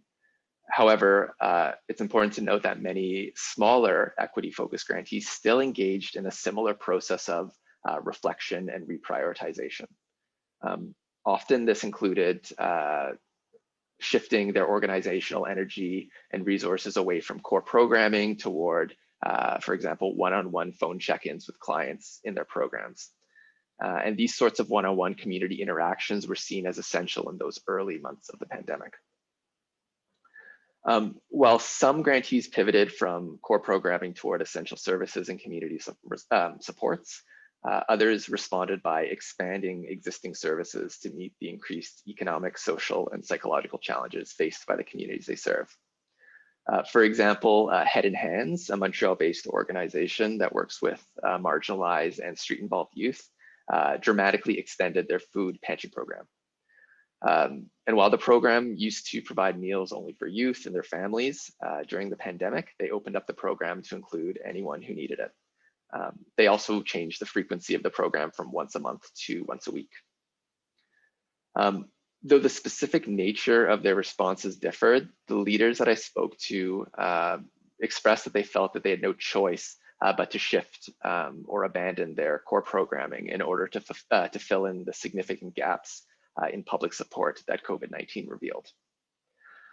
In doing so, however, the once prominent social justice or advocacy component of the work that they do took a backseat to more traditional charitable work, or what they call essential charitable work. This understanding of social change or advocacy work as less essential seemed to really take hold in the early months of the pandemic. As one participant who works with newcomers in Canada told me, quote, "We're all in pandemic brain. Basically, we're like, what's the point? Who cares if anyone is doing language acquisition right now? People are not eating and people are struggling." In fact, some equity-focused grantees received this sort of messaging or similar messaging from their funders. Marie-José Fizet, director of an organization that runs educational workshops for youth on racism, sexism, and homophobia, explains that she, quote, "received letters and answers from funders saying, it's not because we're not interested in your cause or your group or whatever. No, it's just because of this period. Our money and our energy are going to help people with COVID." In this way, the pandemic, or at least the early months of the pandemic, positioned some equity-focused grantees in a very complex and contradictory position. In normal times, these organizations seek to create a more socially just and equitable society that better serves racialized, Indigenous, LGBTQ, and poor and working class communities. However, when the pandemic hit, equity-focused grantees felt that they had to take on the role of essential service provider with the support of their funders. Paradoxically, the social justice or political advocacy work that define equity-focused grantees were redefined as non-essential during the pandemic, even though this work seeks to eliminate the kinds of inequalities that the COVID-19 pandemic revealed and magnified. While a few equity-focused grantees were able to maintain some semblance of their in-person operations, the vast majority of organizations I spoke with moved their programs and services online. While this was common across the sector, the shift online created some unique challenges for equity-focused grantees. To begin, COVID-19 highlighted huge disparities in access to computers and high-speed internet across Canada. This digital divide reflects existing social and economic inequalities, and as a result, created challenges for many grantees that work with people and youth from equity-seeking communities. As Katie Hutchison, who's the executive director of Vibe Arts, explains, the youth they work with, quote, "usually don't have access to the best computers or an iPad or even stable internet. These are kids who are using the library as their babysitter after school. We know that there's a huge subsection of kids and youth that are not receiving the same sort of programming that they once were getting." A second challenge associated with moving online is that a lot of equity-focused grantee programming relies on bringing people together to interact in a shared physical space. For example, a number of arts-based grantees I spoke with noted that their programs seem to lose their power and effectiveness when mediated by a computer, a smartphone, or a tablet screen. Or as the artistic director of one anti-racist theater group told me, quote, "I had to go see so many horrible presentations that tried to take theater and move it online, and it just doesn't work. It's not working." For some equity-focused grantees, the shift online also eliminated much of the intrinsic or difficult to quantify value of their programming. Someone explained to me that part of the benefit of their events and programs resulted from being in a room with 800 other people like them. The beneficiaries of their program build community, and they feel like they're not alone. They meet people who are talking to them about educational opportunities and career opportunities. And it's really the energy of being together as a group that sort of lends power to their program. While the shift to online programs and services impacted the entire sector, the challenges that equity-focused grantees faced were threefold. First, there was the client's lack of access to digital devices and high-speed internet at home to continue to participate in programming, even if the organization was able to move their programs online. Second, a lot of the smaller organizations described a lack of resources for R&D to be able to adapt to the situation. And finally, as I mentioned, the suspension of in-person interactive and community building programs and activities had a real impact on a lot of the work that these grantee organizations do. With only a few exceptions, the grantees I spoke with reported that philanthropic funders have actually been extremely supportive during the first few months of the pandemic. This support has, as we've heard, this support has taken on three main forms. The agility to redirect funds to new emergency funding opportunities, proactively contacting grantees to determine how they can help, and flexibility with the grant outcomes and reporting. In fact, participants often contrasted philanthropy's agility and flexibility with the strict requirements that they were facing from government funders. As one participant told me, quote, "Government funders have been the most staunch in requiring you to fulfill the grant requirements, despite them saying we're going to have lots of flexibility." She then contrasts this with her experience with philanthropy. Quote, "I've reached out to some of our long-term donors and asked if I could convert their project money into sustaining dollars for the organization. And we've actually had a lot of success in doing that. And now we're able to continue to work, which is great." In fact, there's a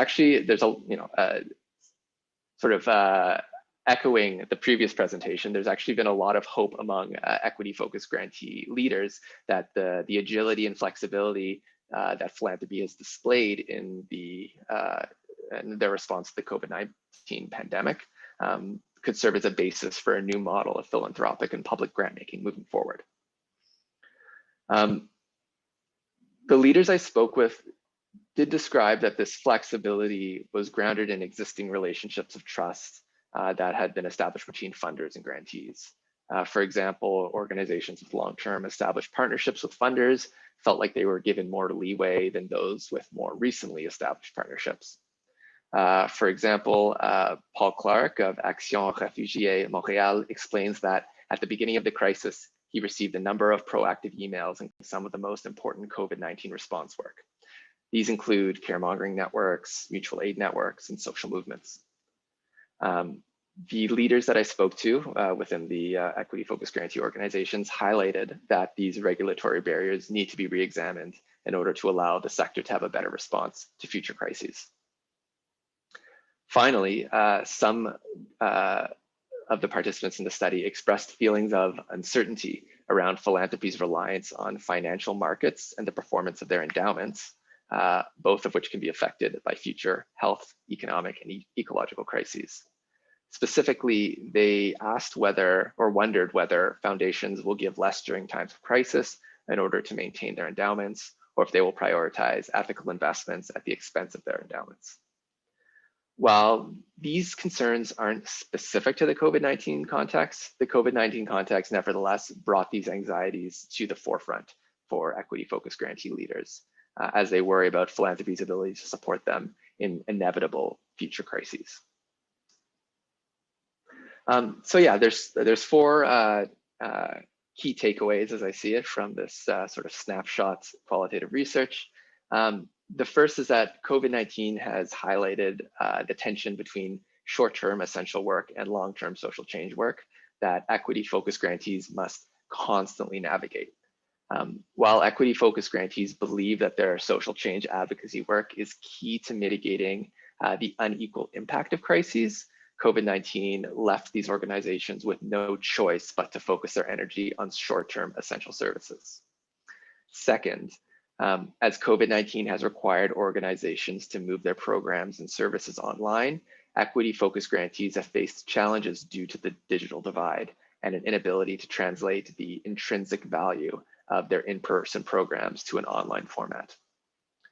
Third, philanthropy's agility and flexibility during COVID-19 has been a clear strength, according to grantees. And moreover, this can serve as or should serve as a model for the sector moving forward, as well as government grant making. And finally, COVID-19 has raised concerns about the long-term viability of the current philanthropic model as a mechanism to support equity-focused grantees. For participants, this specifically concerns the limitations created by project-based funding, current regulations regarding who qualifies, or who is a qualified donee and who is a non-qualified donee, and the philanthropic sector's inherent reliance on the market performance of their endowments in order to support grantees.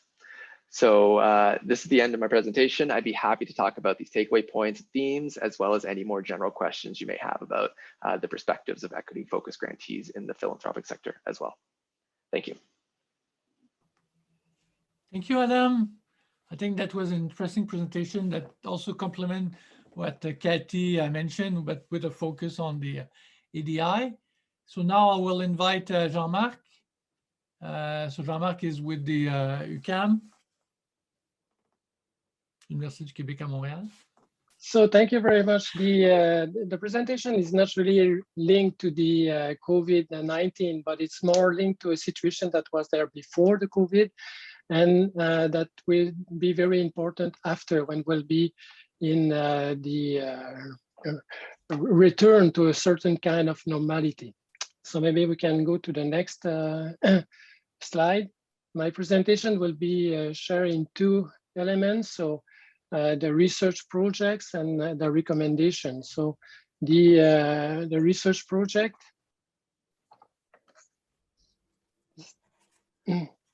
So we can change the slide. So when the research was done in partnership with a foundation from Quebec that is called Fondation Beatty. And they had questions around the way they can set up a kind of standard for overhead cost. And they approached us in 2019 to start a research, and I mobilized the students, Antoine Gervais, to help me work on that, to answer the question that the Fondation Beatty had. So it was started in 2019. It was over by the in the middle of winter 2020, just before the pandemic, and we finalized the study in fall 2020 and start to valorize the results. It's the first phase of a research. The second phase will start in June this year. The first phase was only centered on literature review around writing that were done mainly in United States, some in Canada, around the issue of overhead. We had around 7 big questions that were set up at the beginning of the research, and I will just highlight the questions and elements of answers of findings relating to those questions. So the first one is the question around terminology. Is there a kind of standard terminology around the overheads? And the answer is no. There's a diversity of terms that are used: direct, indirect cost, administrative fee, operational cost, overhead. And between those notions, there's overlap, and sometimes there's not. So they have some type of specific elements of definition around specific words. Second question, how to identify and distinguish overhead from other costs? There's not a clear distinction between direct and indirect costs. We will see just a little later. I will show up a figure that highlight the different way of characterizing the cost in charities or a not-for-profit organization. So there's no clear definition, and there's no clear indication of what are the key components of each if concept or notion that is utilized. A third question is related to the to a kind of standard. Is there a standard that can be used or that is used in the field?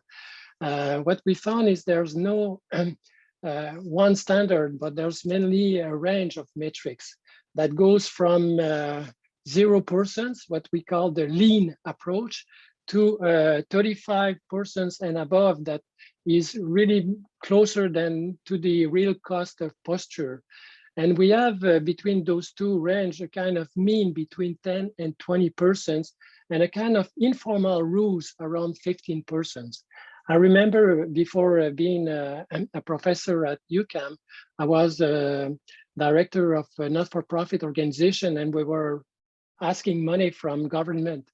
And in the proposal that we were submitting, I was always looking at the overheads around 15%, not because it was reflecting the needs of my organization, but because it was a kind of standard from the government to have very low overhead costs. Of course, it didn't help us, and it didn't help us realize the mission that we had. So we can go to the next slide. So another question that was asked is, are overheads part of public policy?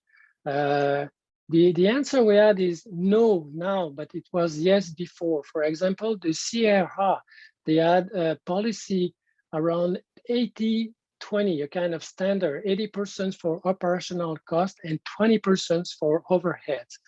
But that standard was only in use between 1976 and 2010. After 2010, there was a change in the law in a way to give more flexibility to a grant-making foundation and also to a not-for-profit organization. But in doing so, the kind of standard disappear. And now the only standard that is used is more related to the cost, related to the when organizations are trying to leverage funds from other organizations. There's a kind of standard that is mentioned by CRA, but not for the usual work of charities or not-for-profit organizations. Next question we had is, are overhead costs a representative measure of philanthropic organization performance? And one part of the literature say yes, and it is used in that way. And the other part, more recent, says that it's only one element to consider, and it cannot be used solely. So it has to be combined with other elements of evaluation. Another question, what has the debate taking place in the United States taught us? That's very interesting because the debate in the United States started maybe in the middle of the 70s, and it was really around a kind of conservative approach, mainly to try to have a regulative posture toward not-for-profit organization. Then in the 90s and mainly in the beginning of this century, we had a new posture that is called the real cost posture that developed. And the population, I will say the philanthropic population is divided between those two postures, but the conservative approach is a little, I will say it's more in position than the real cost posture.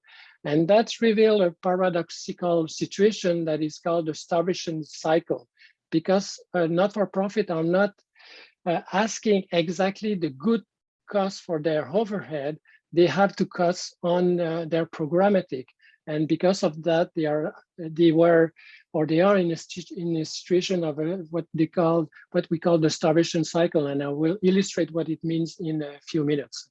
Then the last question is, what lesson can be pulled from this debate, and how do they allow for re-evaluation of the importance, place, role, and function of overhead costs in comparison to other expenditure? And my last slide will try to answer that question. So the next slides illustrate the way that, for example, the Internal Revenue Service in USA is looking at the overhead cost.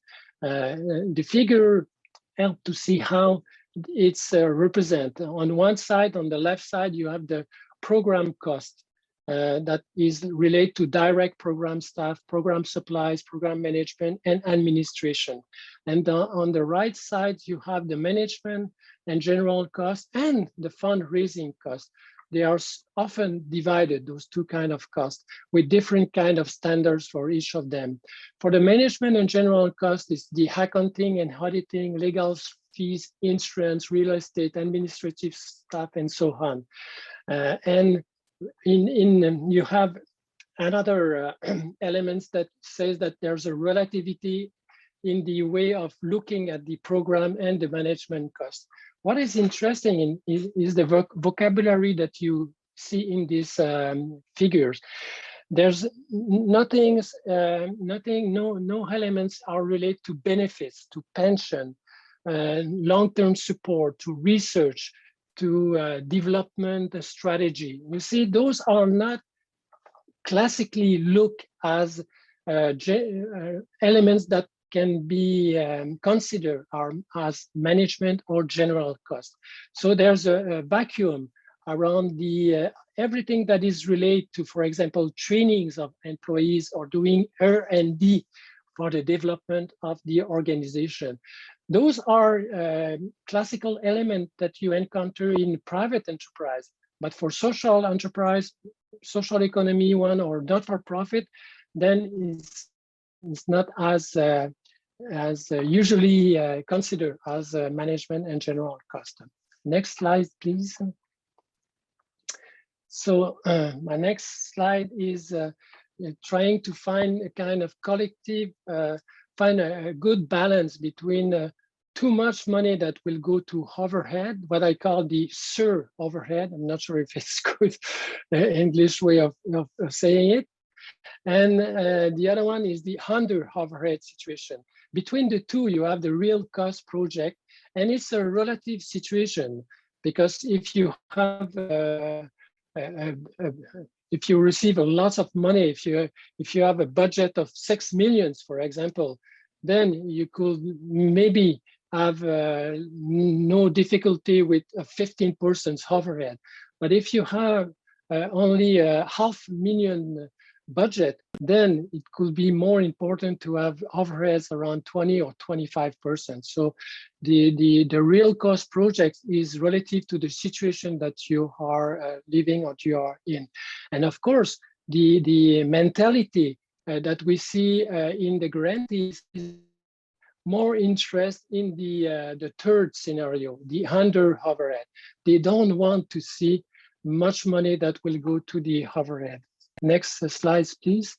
And because of that, we have a situation that is called the charity starving cycle, where you have unrealistic donor expectation toward low overhead.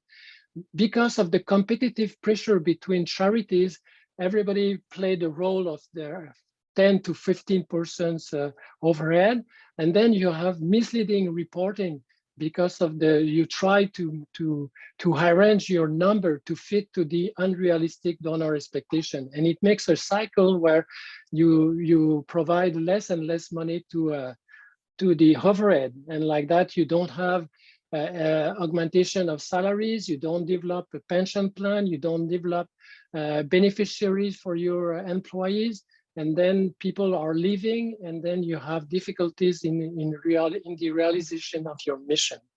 So it brings us to the almost the last diapositive, that is around defining but the recommendation. So we can change to the last slides. Thanks, Catherine. So the recommendation that we did for this first phase of the research are on 5 elements. The first one is we would like to have a glossary of terms that will be common to all stakeholders and that can generate a kind of consensus on the terminology that we'll be using. Another element that could be interesting is to produce a framework agreement on a management and administrative costs. For that, we need a very clear and democratic conversation between the grantees and grantors. And we also need to have a conversation about the categories that we will put in the management and administrative cost. And because of the situation of the nonprofit, because they are receiving money from different directions, from government on one side, but also from different foundation, grant-making foundation, then we need a kind of we need to implement a mechanism for a concert action among funders to get a kind of specific way to consider the overheads in the project that they are financing. And then we need to pursue the research, and phase 2 of the research will be launched in June of this year to be able to develop a conversation with the grant-making foundation on one side, but also with not-for-profit organization, and to develop tools to be able to go toward the common glossary and a common typology for management and administrative costs. So those are the key elements that I was wanting to share with you about the research that we did on overhead costs.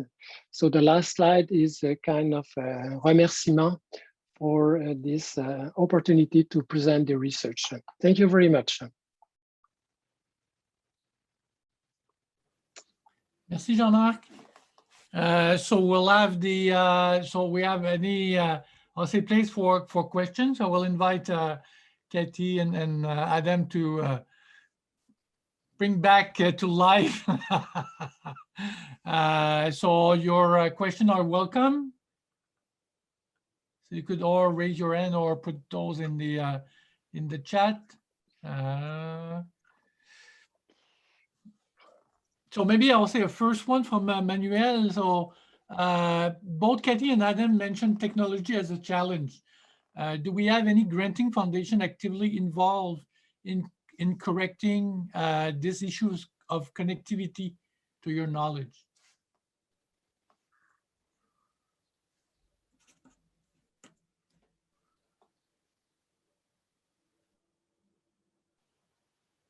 I don't know specific granting. Well, I will say, what I can say is that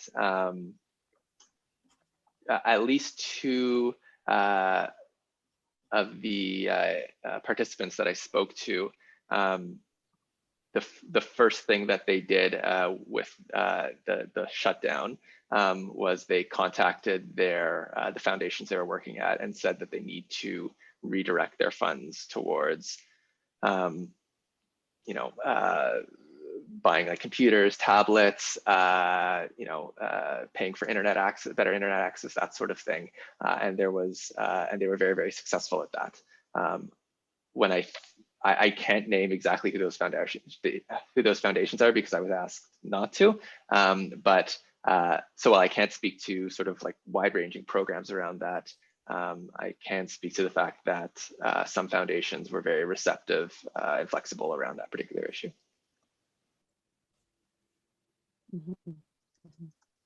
Yeah, I would agree. I think there's definitely some organizations that have had that flexibility with their current funders.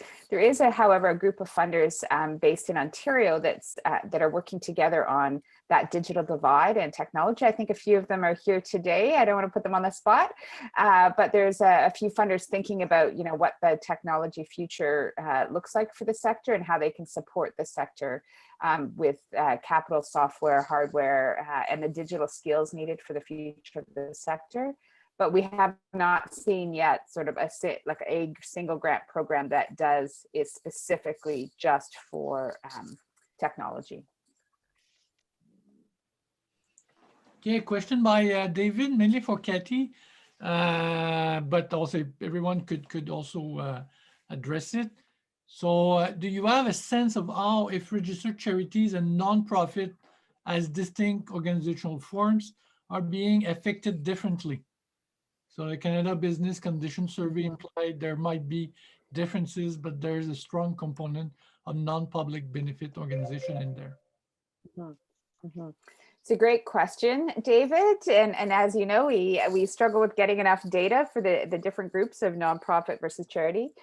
We did ask that question in our surveys last year. We didn't have quite enough of a sample size to make a determination of the differences at that time. It was clear to see how the subsectors like arts and culture were different from social services, for example. But certainly what we're hearing in our sense is that nonprofits are having a trickier time because they're not receiving as many donations, and they're not able to give tax receipts, and don't have those relationships with foundations who have to give to a charitable entity. And a lot of the nonprofits are also the sports and arts organizations that are fee-for-service models, earned revenue, like soccer registration fees and ticket booth sales.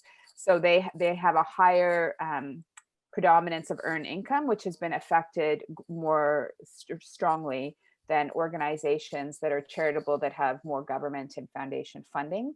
But we don't have, that's more anecdotal at this point. Okay. I'll say as part of the different, takeaways that all of you, as underlined, which one are, the top two of those 5 or 6 takeaways, or in terms of priorities? Maybe we could start with Cathy. So top 2 for the philanthropic and funding community? Yeah, the one that you, from the one you identify, which one are? Yeah, definitely, that flexible funding and general operating support. It has the organizations that have had those and have developed relationships with their grantees are better off. Because they can use the dollars as they need them in a crisis. And so I think really that is a top lesson learned. So, the 6 months change your priorities every year, give a year project funding and then move to another organization for another year of project funding does not support the people of the sector and does not provide that kind of continuation to actually get the work done. And most of our sector's work is systemic and long-term. So really that is probably the biggest takeaway and the most important. Jean-Marc? So maybe the main one is to have a real frank conversation between grantees and grantors about the overhead cost. It's very important to consider them as a key issue. And as Isidora asked me also a question about what kind of mechanisms can we set up to break the starvation cycle. I think we need to have a kind of posture from, for example, government agencies or grant-making foundation that if the mission is important, if the work that is done by a not-for-profit organization is considered essential, then the workers of those organizations have to have a decent work environment. They need to have a decent work kind of situation where it's going to be possible to do exactly the good job they have to do. And for that, they need good resources. So maybe there could be less numbers of organizations that could be financed, but the one that will be financed will be plainly financed at the real cost they need to be really effective.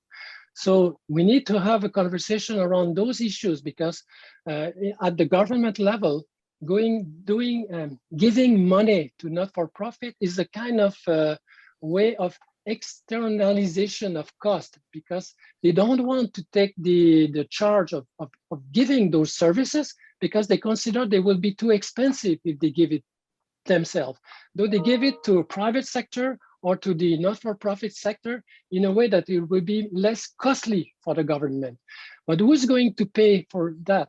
It's the not-for-profit sector. The for-profit sector will take the services and charge the public for the service they will give, but it's not the case for the not-for-profit sector. So we need to have a very frank conversation between the grantees and the grantors around what is a decent environment to do the mission that those organizations have. Thank you. Adam? I would say that the biggest takeaway is that for equity-focused grantees, they have been dealing with crises and working directly with populations that are affected by crises, whether that's like economic, social, political, whatever, long before COVID, and they will continue to long after COVID. And there's a sort of a feeling that this crisis mentality that that grant-making foundations have sort of adopted during COVID, whether that's around loosening restrictions and funding guidelines and that sort of thing, but also having weekly webinars about how to address DEI during COVID, or how to or having much more in-depth conversations around non-qualified donees, really wanting to sort of reframe how things are done in the sector, or and like lots of new collaborations and that sort of thing. That should be the model moving forward, because all COVID has done is sort of magnified and revealed crises that existed before, and yeah, again, this should be sort of the model moving forward, because that's what these organizations deal with on a daily basis. I will rebound on your answer, Adam. For all of you, if I think of the comment from Andrew as the keynote on the transformation, you think I'll say the collaboration is something which is, I'll say, more just a change, the same thing, more the same thing, or it's a real transformation? What do you think? Who wants to? I think it has the potential for real transformation. I don't think it's real transformation yet, but we certainly are seeing a different way of working. We're seeing a lot of shared power, a lot of shared resources, a lot more collaboration in multiple ways to get through the pandemic. And it does feel like it's a transformative moment. I'm not quite sure yet if it will continue, if it can be sustained, or if we'll go back to those silos and competitive environment as things normalize. And I think the sector is being shaken up. There's going to be less organizations. There's going to be more grassroots organizations, but less formal organizations. The money is shifting in different ways. So yes, I would say that it's a transformative moment, but not yet sure if we're in a transformation. I don't know if that's a bit waffly. I think the pandemic changed a little bit the relationship between grantors and grantees, but we didn't arrive to the situation that will be called really a new setting, a real transformation. Well, the more progressive organization did very interesting move, but there are still a lot of grant-making foundations that are very conservative in the way that they think they have to manage their dotation. So we need a more systemic earthquake in the philanthropic sector. I think the COVID is a big earthquake as it is. I'm not sure I want to have a bigger one. Yeah, but you don't want to be Pompey of the But So it where we was don't not even see anything. it was not an earthquake in the urgency sense. It was more an earthquake in the cultural sense. Yeah. I'm not sure if the pandemic shake enough the cultural orientation of the funders, neither on the governmental side, neither on the philanthropic side.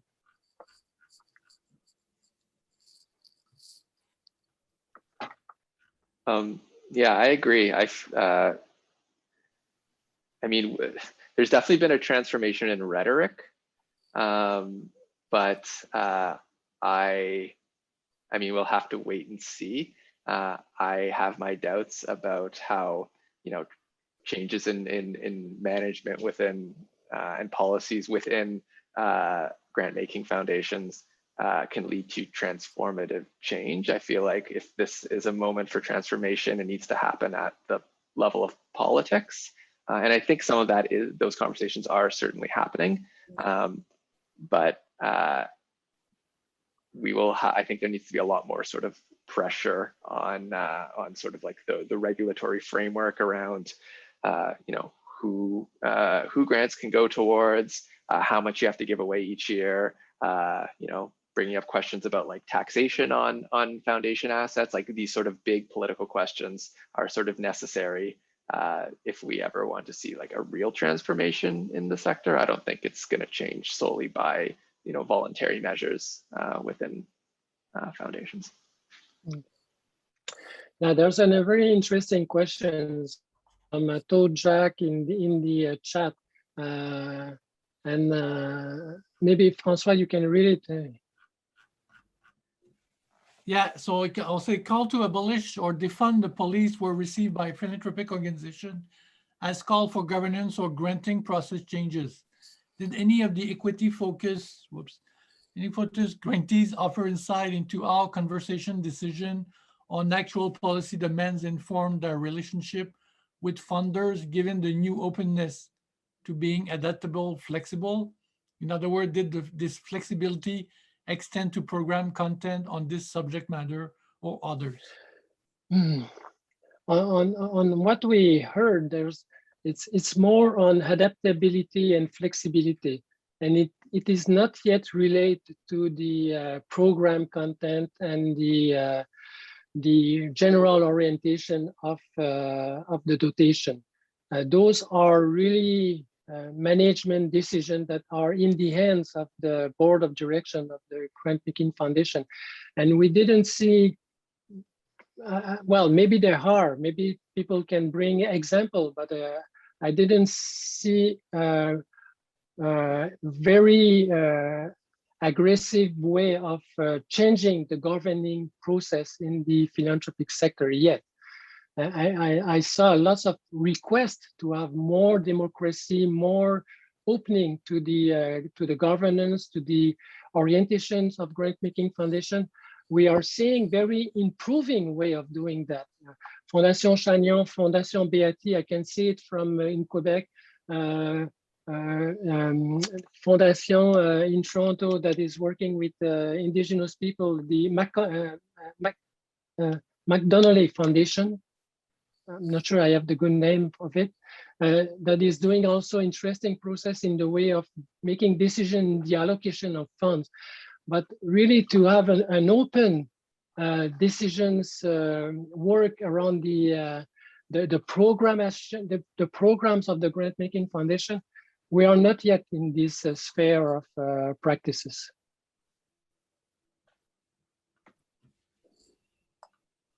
Okay, maybe Cathy, a methodological question. I'll say, what was your typical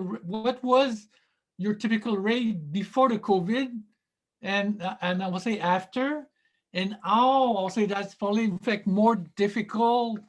Is there any tool that you use basically to improve and I'll say the response rate with the one that will come, I'll say next week?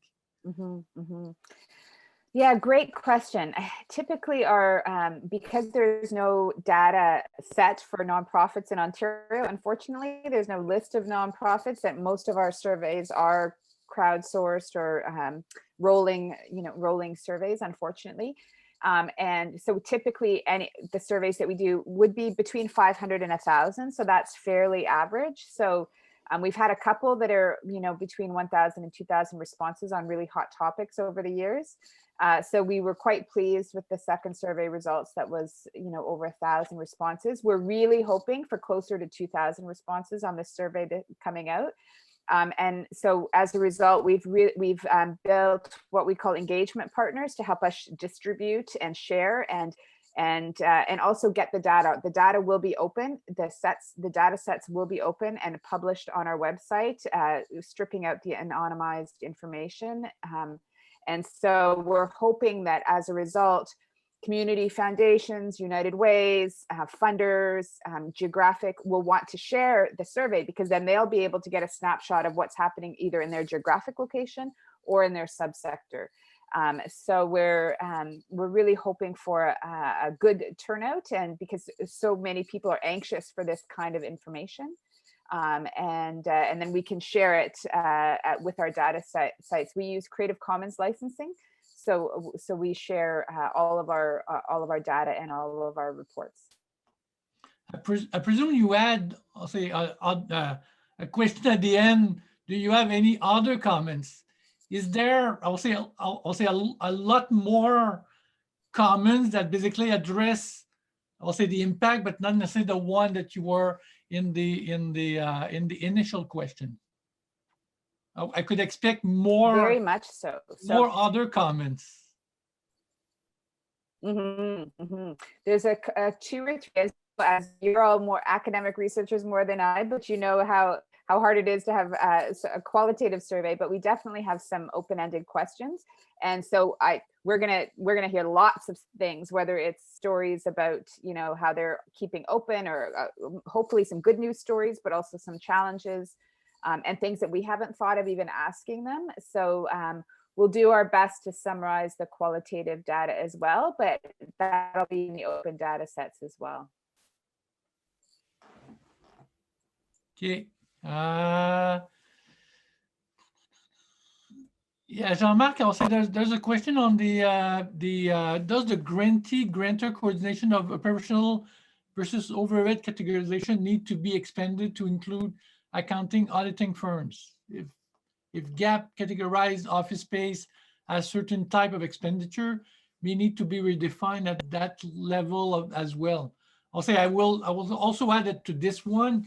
I'll say also, when we look at the overhead, at some point there's a fixed cost, but the fixed cost is usually kind of I'll say some steps. So you have a fixed cost for some level, and then depending, in fact, what you do, also at some point, you go another step in your fixed cost. So I'll say that they're fixed, but they're fixed for a level of activities, and then they increase. So they're, I'll say, in the. So did you look at those, I'll say, kind of differences?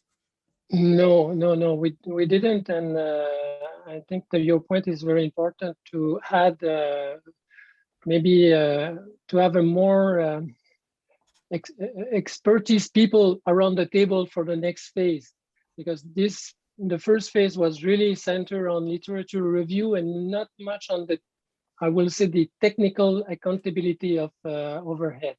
Now we need to go further, and those questions will be interesting to look at. And in the next phase, we were thinking of bringing new researchers around the table.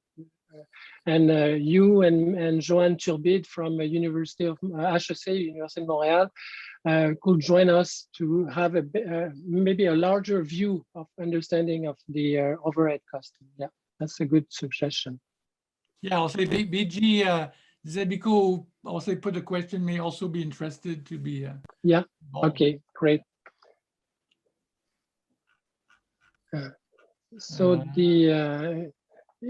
I think we have also a report that is done in French. We did a translation of the resume in English, but we need to also to have a conversation with not-for-profit organization and grant making from Ontario, because what we did was mainly in Quebec, and we need also to enlarge the conversation because the situation we have in institutional contexts that are different.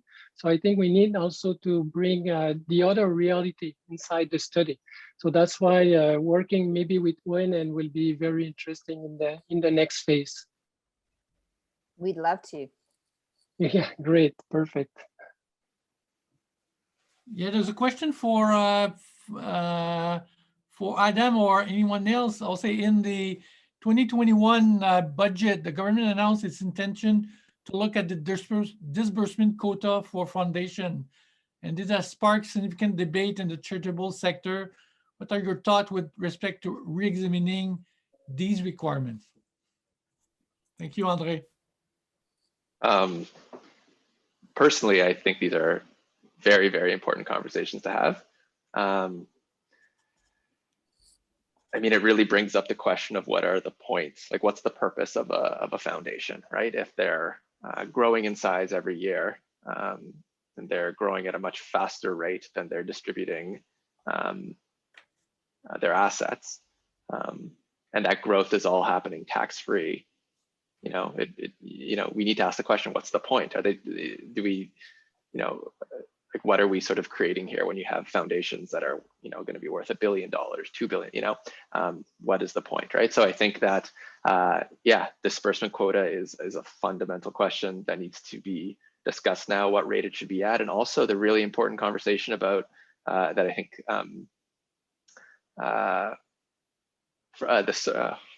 the executive director from the Circle, I'm forgetting her name, sorry, but Chris Archie has spoken a lot about this idea of the other 95%, right? So it's like, great, let's say we bump up the disbursement quota to 5%, but the other 95% are all invested in, I don't know, oil and gas or whatever, that we're basically allowing these foundations to invest huge amounts of money tax-free into things that are counter to the spirit of the philanthropic sector. So I think there are a lot of questions that need to be examined around how philanthropic assets are, like what sort of stipulations are around that, and that definitely includes the disbursement quota.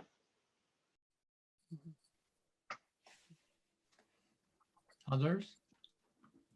Yeah, I definitely think it's time to look at that, the disbursements quota. I do agree with Andrew in his keynote when he said, one size might not fit all in this context, small foundations, large family foundations versus community. Like, how do we think about the differences in our sector? But I can tell you from a sector perspective, and as being an ED on the other side of it, 3.5% certainly does not seem enough. And certainly was not enough in this last year to be able to support the organizations that foundations are created to support. So we would certainly like to see that go higher. And I know many foundations are granting beyond the 3.5% for sure. But yes, I'm not quite sure what that right minimum level is. And I think we do need to think about the scalability of that.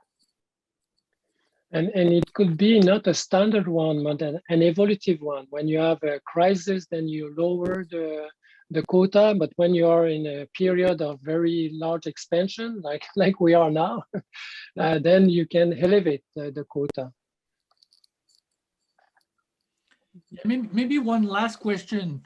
I'll say, as part of a lot of the organization use their resources, their reserve, their cash that they have in hand, or some assets that they have, and basically I'll say they use it, so there's no slack anymore. I'll say there was not a lot before, but now there's none anymore. So at some point there's the operating with a much smaller, I'll say, possible slack that exists in the different organizations. So if there's something happening, let's say the COVID-2, or I'll say something else, but also even if they have, a COP that happened, they don't have that possibility of using some of their resources that they had in bank in some form for